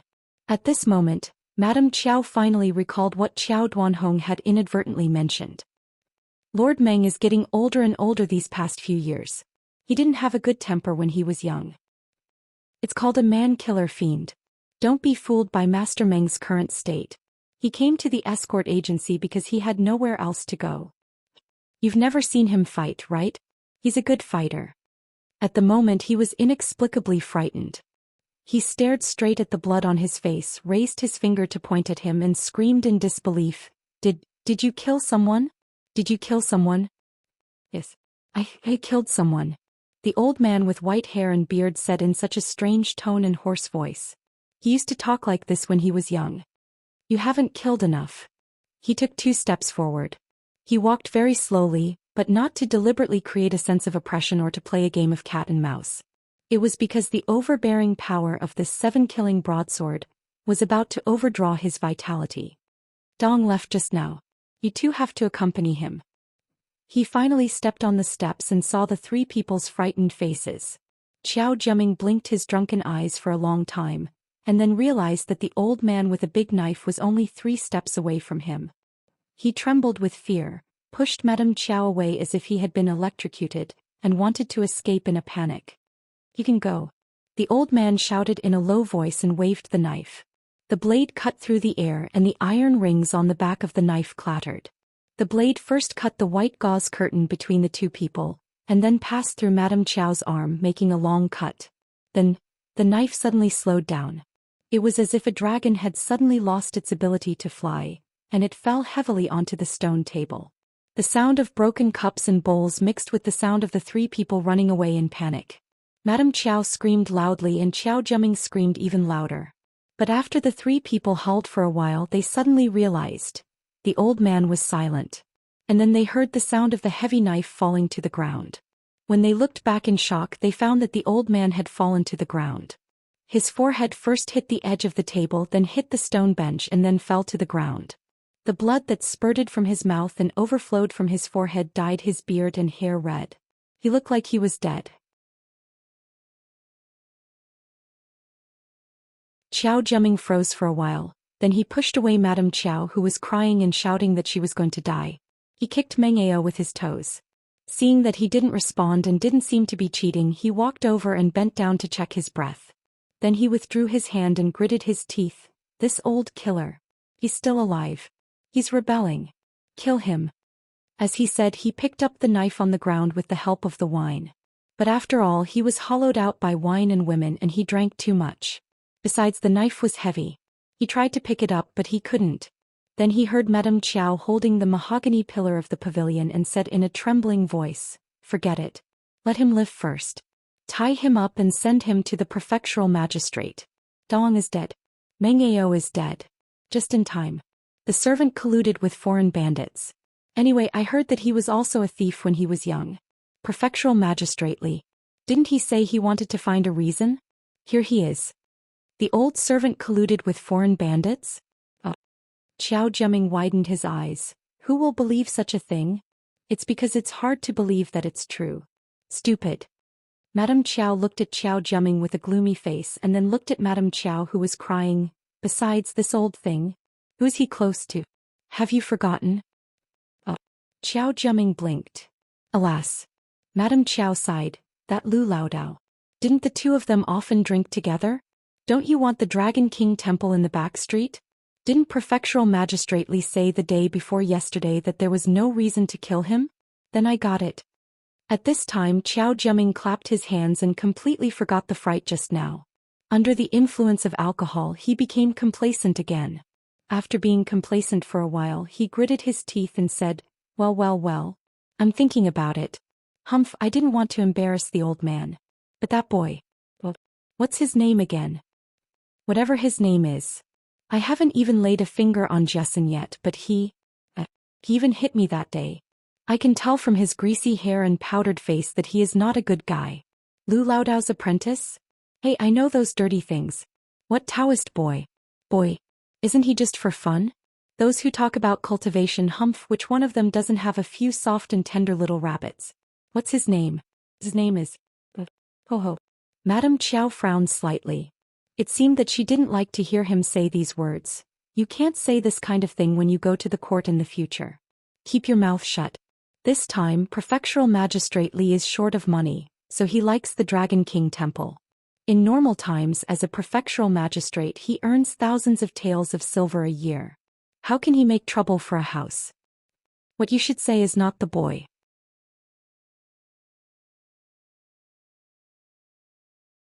What you should say is that all the people in our Qiao family's escort agency are dead, but he, Lao Dao, and a boy are unharmed. Then when they come back, the servant who is on good terms with Lao Dao first killed the head of the family and wanted to kill the madam. After the prefectural magistrate interrogated them carefully, he learned that it was Lu Laodao and Meng Ao who colluded with foreign bandits because of the money. Remember it well. Don't be clueless again when the time comes. Qiao Jiaming waved his hand impatiently. Hey, women always think too much. Lu Laodao and that boy are just ordinary people. If the prefectural magistrate wants to handle the case, he just needs to find an excuse to arrest them and beat them 50 times. Even a man made of iron will confess. Why do you talk so much? So many things happened in the house across the street, but Li Yunxin didn't know it until 7 days later. When Lu Laodao woke up the next day, he said in a daze that he saw a ghost last night, but he was afraid that he was drunk and had a hallucination. Li Yunxin simply told him that it was true. When he went out, he only saw that Lu Laodao turned a few times in the same place and then passed out. In this way, it was better than explaining more things to him. Then there was the painful process of trying to break through the inhibition every day. On the second day there were a little more people coming to worship, but on the third day there were gradually fewer people. After all, it was an inconspicuous temple. Even if the neighbors knew about it and came, the news wouldn't spread very fast. It would probably take some time before the news of the true spirit of the Dragon King Temple appeared, would gradually spread to more people. After all, it was not the era of information explosion like before. Since they were all in the city of Wei, it was not strange that someone somewhere in the city would only know about what happened today after a year. But this was also a good thing for Li Yunxin. The incense in the temple gradually became stronger and it could be a long stream. Then he could slowly adapt and get used to it so that he wouldn't feel like he was about to explode. He learned to use the little bit of wacken that he could already mobilize to wrap the incense and the power of wish and collect it into his snow mountain. He used the power of wish to drill holes one after another on the snow mountain, and felt that the wacken he could use was increasing day by day. 3 days later he could already endure the pain and walk around with a normal expression. But his steps would be slower and his face would be paler. Some pilgrims occasionally saw Li Yunxin. They were surprised that Lao Dao had a little disciple and they were also surprised at his handsomeness. Some women secretly said that Lu Lao Dao had no children, and this little Taoist would probably inherit his mantle. He looked good and he had a house and the temple had income, so he was a good match. But this little Taoist didn't look good, and they didn't know if he would have many diseases in the future.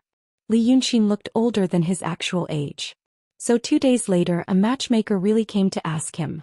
Of course he laughed and refused. This was because he had been in public a lot recently. When he stayed in the mountain village he only saw the villagers. Now that he came to the city of Wei, the Shanghai of this world, of course he wanted to see how the people here lived. He was a psychiatrist in his previous life and he loved to see people, and it was still the same now. So during the day he played the role of Lu Lao Dao as disciple, sweeping the courtyard and arranging the incense and candles. He exchanged a few words with some familiar faces and nodded his head. Then he moved a stool and sat in a corner of the front yard watching the pilgrims come and go in a daze. Others thought he was in a daze, but he was actually attacking his own inhibition and thinking how to deal with the 9th young master by Yunxin and the possible dangers. Looking at people at this time would always give him some good ideas. People were really interesting creatures. But he didn't expect that before these big dangers came, another trouble came to him. The Qiao family. On the morning of the 7th day after he saw Qiao Jiasen's faceless ghost, there weren't as many people as there were a few days ago. Every morning Miss Yin, who sold tofu on the street, would come to burn incense and make a wish. Miss Yin was the name Li Yunxin used to call her. The girl would glance at Li Yunxin with a smile and shyness. "Oh, call me Yin Shuero." In fact, Miss Yin was not bad. Probably because of the word snow in her name, she was extremely white. He could see the light blue blood vessels under her neck, and her thick eyelashes cast shadows on her snow-white cheeks in the sunlight, like 2 butterfly wings. She had a slender and petite figure. Li Yunxin couldn't see her legs through the cloth skirt, but just by looking at her figure she would probably be the kind of little stunner who would be chased and pampered by people in his era. Fair and beautiful, she could be considered rich on this street. The last time she burned incense, it was equivalent to 200 yuan in RMB in his era. He thought about it. A girl who threw out 200 yuan every morning, 6,000 yuan in a month without even blinking her eyes. What kind of fair and rich beauty was she? But such a girl, in novels and legends, was just a tofu beauty. The most inconspicuous ordinary character in the story. Every time he thought about it he felt more and more interested. Looking at things with one's own eyes and looking at things with other people's eyes were indeed different.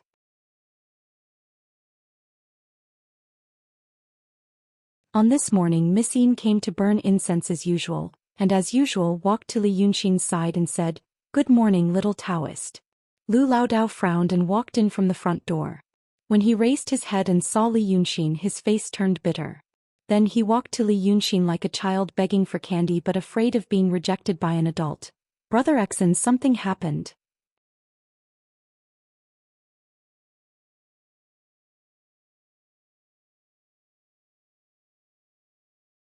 Chapter 40. Lu Laodao's life these days was quite enjoyable. The temple had an income from incense and he had more money in his pocket, so he could do anything he wanted. Therefore when Li Yunxin saw him like this, she knew that he wasn't trying to show off. Something had really happened. Lao Dao was full of worries and seemed to only have eyes for Li Yunxin. Therefore he completely ignored Miss Yin's presence and said blankly, "Brother Exen, I have an old friend who was sent to prison. The old man from the Qiao family. I heard that he's been tortured beyond recognition. Brother Exen, you're very capable, think about it." Speaking up to this point, he realized that there was someone else beside him and quickly stopped. Miss Yin had already heard these words and looked at Li Yunxin with curiosity and surprise. So he wasn't Lao Dao's disciple? And from the sound of it, not only was he not a disciple, but he was also someone that Lao Dao had to beg. Miss Yin thought of this but didn't continue to think about it. Instead, it was because of the subtle feelings that a little girl had for the person she liked. She coughed softly and said softly, "Don't panic, Master Dao. Did your friend take it for the authorities? Since he's from the Qiao family, he must have been taken by our Nanha prefecture in this city. My uncle works in the prefecture. Although he's only a constable, he has some say. It's not a big deal." The old Taoist sighed, "Ai Miss Yin. Thank you, Miss Yin. It's not a small matter. The main family accused him of murder and wanted to kill the matriarch. They said that the prefectural magistrate was furious and personally ordered someone to take it. I went to see the Qiao family but they didn't open the door. I heard that 3 people were killed. Why would old Meng do this? I don't believe it, Sai." Miss Yin raised her hand to cover her mouth and softly said, "Ah." She wanted to say, "Master Dao, how could you have such a cruel friend?" But she looked at Li Yunxin and didn't say it. Finally she said regretfully, "Ah, it's the prefectural magistrate." Lao Dao frowned and cupped his hands at her. He curtsied as well. Actually, Lao Dao wanted to say, "Ah, thank you, but we still have something to talk about. Please take care, I won't see you out." Who would have thought that this young lady would politely return the salute, but she did not leave. She only looked at Li Yunxin. She is curious why Lao Dao doesn't care about people like her uncle, but asks Brother Exen to think of a way. Who is Brother Exen? What could he do? Could he be the young master of a noble family? But why would he stay in this small temple? However, Li Yunxin understood why this girl was so free and rich. The city of Wei. In his previous world, it was probably a municipality. The division of the 4 mansions in the city of Wei was roughly equivalent to the prefecture-level cities where he came from. Miss Yin's uncle was a constable in Nanha Prefecture, and could be considered the director of the Public Security Bureau of a prefecture-level city. He was a person who could summon wind and rain in every city. Even if all the power was actually in the hands of the chief officer, he could still be considered as a senior government official in the hearts of the people. The constable of her uncle and the constable of Constable Xing were 2 completely different concepts. Li Yunxin slightly frowned and thought for a while. He raised his head, looked at Miss Yin and then looked at Lao Dao and gently shook his head. "Things are not right. The old servant killed the mistress of the house and had already killed 3 servants. No matter in which country or era, it should be regarded as a sensational event. However, even Miss Yin, a fair, rich and beautiful girl who loved to wander around and chat, only knew about it at this time. It could be seen that this matter was previously kept a secret. Even a slow-witted person would think that the Qiao family, the murder, Lao Dao, and the old servant were probably not right when these factors were linked together. Not to mention a person like Li Yunxin. It took him 5 seconds to sort out his thoughts, and another 15 seconds to deduce the ins and outs of the matter. In the end, the truth of the matter had already become one of the possibilities that he had sorted out. There were many clues to follow. For example, the words that person said when he first met Qiao Jiaming. The purpose was to slander him and ruin his cousin's reputation. In such an era where cousins were a match made in heaven, it was obvious what he was planning. Later, when he spoke to the 2 Madams Qiao, he saw the interesting subtle expressions on Madame Qiao Jr.'s face. He did not expect that there would be such a dirty matter in the Qiao family's not very big house. But those things were done by others, and he was not a hot-blooded chivalrous person with a strong sense of justice. It was fine if he knew some of it and he did not want to delve into it. But he did not expect that now. After asking a few more questions, he was even more certain of his deduction. The news had only been released today. No wonder Lao Dao did not hide it from Miss Yin, because she would also know very soon. She actually did not hear about such a rare matter from her uncle. It could be seen that the secrecy was done very well. There was something fishy going on. It seemed that he was the one who had the idea. Lunatic. Just go and plot for your family's wealth and fight among yourselves. Why must you court death? Sighing softly in his heart, he turned to Miss Yin and said, Miss, let me show you something. The topic changed so quickly that the girl and Lao Dao were slightly stunned. But Li Yunxin had already taken her hand and drew a few lines on her palm. He said to her with a smile, feel it carefully. What did I draw? Then he let go. Lao Dao and the girl were even more stunned. Miss Yin opened her mouth slightly and uttered an ah for a long time before realizing that it would be embarrassing. She quickly lowered her head. What's wrong with him? Why did he suddenly take my hand? What did he write? Oh my God, did he do something to me? What he wrote on my hand was, What was written on my hand was, What hand? Who? What happened just now? Miss Yin slowly raised her head and saw Lu Lao Dao. She covered her mouth as if she was startled. Master Dao, when did you come back? Brother Xen, I'm leaving. After saying this, she hurriedly ran out of the temple. She didn't even know why she was so flustered. It was as if something extraordinary had happened just now. Lu Lao Dao blinked for a long time. This mind-losing talisman. Li Yunxin clapped his hands. Dao Tong's talisman technique. It's just a small trick. It's useless against people like you. It's only useful against ordinary people. You can't use it too much. Close the door. I'm not receiving any guests today. Tell me in detail what's going on. Upon hearing this, Lao Dao hurriedly went to close the temple door.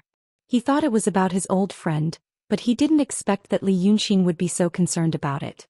He thought that this master from an unknown place just wanted to stay in his small temple to experience the joys and sorrows of life and avoid some troubles.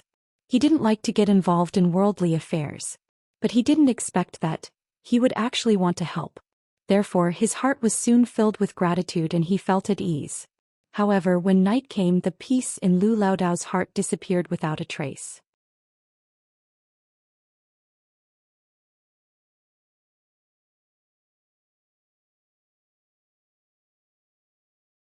Chapter 41. As soon as the sky turned dark, Li Yunxin went out. He said he was going to the Qiao family to find out what was going on. Just as old Master Lu was about to tell him that there was no one in the Qiao family, he saw him standing on the bluestone slabs on the side street. Seeing that there was no one around, he tiptoed and jumped over the 10-feet-high wall. Lu Lao Dao realized that this master was not only skilled, but also skilled in martial arts. He thought that he was getting old. Why didn't he think of eavesdropping? After half an hour, Li Yunxin came back. It was hard to infer his emotions from his face. So Lu Lao Dao asked nervously, Brother Xen, what should we do about this? Li Yunxin poured himself a cup of tea and said, From a legal point of view, your friend was not wronged. He killed someone and wanted to kill the mistress. Lu Lao Dao's eyes widened, his white beard trembled slightly. What should I say? He's an old cripple. His name is Meng Ao and he used to have a nickname called Killer Ghost. Do you know this? Oh, you don't know. But it doesn't matter. But from a moral point of view, it's still quite wrong. It's because the Qiao family committed adultery, murdered their husband and plotted for the family property. Li Yunxin curled his lips. Psycho, he even wants this place. He wants this courtyard. Lu Lao Dao again. Obviously, he couldn't accept such a thing at once. A month ago, the Qiao family was still prosperous and Qiao Duanhong was still polite. But now even he was targeted. Then this old Meng is righteous. Yes. Li Yunxin put down the teacup and stood up. I'll go to the magistrate's place. Tell me how to get there. Brother Xen wants to. Sai, you can't reason with them. You said that the magistrate is also greedy. This. I'm not going to reason. I'm going to take a look. If there's a way, I'll use it. There was no other way. Yep, there was still a way. He returned 2 hours later. I also want to eat spiced beef tonight. I heard from Madame Qiao that a few more cows came to Munanju and some of them died. This was strange. How many have died in this period of time? Give me some other dishes, but don't ask for organs. No ginger. It was Li Yunxin's first long trip since he came to the city of Wei for more than 10 days. In the past, when he was living in the mountain village, he had not seen much of the world. Now that he was in the city, he greedily paid attention to every detail. Because he knew that this world was not the ordinary one he knew. It was not referring to the Daoist techniques of immortals. Instead, it was possible that a long, long time ago, there was once a person with enough influence to try to change this world. Perhaps he would fail, but it would definitely leave an unerasable mark. He wanted to find this imprint. Along the way, he really saw scenes like those in movies and TV dramas. Men and women strolling outside, and there was a night market. The fragrance from the snack stalls in the night market even made him hungry. It was hard to imagine that there would be such a scene in such a society, instead of the streets being dominated by men and young ladies who were waiting for their wives. This world was more enlightened and open than he thought. It was about 8 o'clock in the evening when he saw the magistrate's office from afar. There were few people on the street at 8 o'clock in the evening in this world. There was a river in front of the magistrate's office. It was the Green Willow River. It was relatively wide and could accommodate 3 gaily painted pleasure boats side by side. The riverside was built with bluestone slabs and planted with green willows. At this time the willows sprouted and it was misty green like smoke clouds. There was a white stone bridge on the street leading to the magistrate's office. It was built majestically and could accommodate 2 carriages side by side. On the other side of the bridge, Xianxia saw from a distance that there were many people walking on the street in front of the magistrate's office at the other end of the bridge. He felt a little strange, but he didn't take it seriously. After all, he hadn't fully understood the customs of this world. Maybe they were petitioning? It was good to have more people.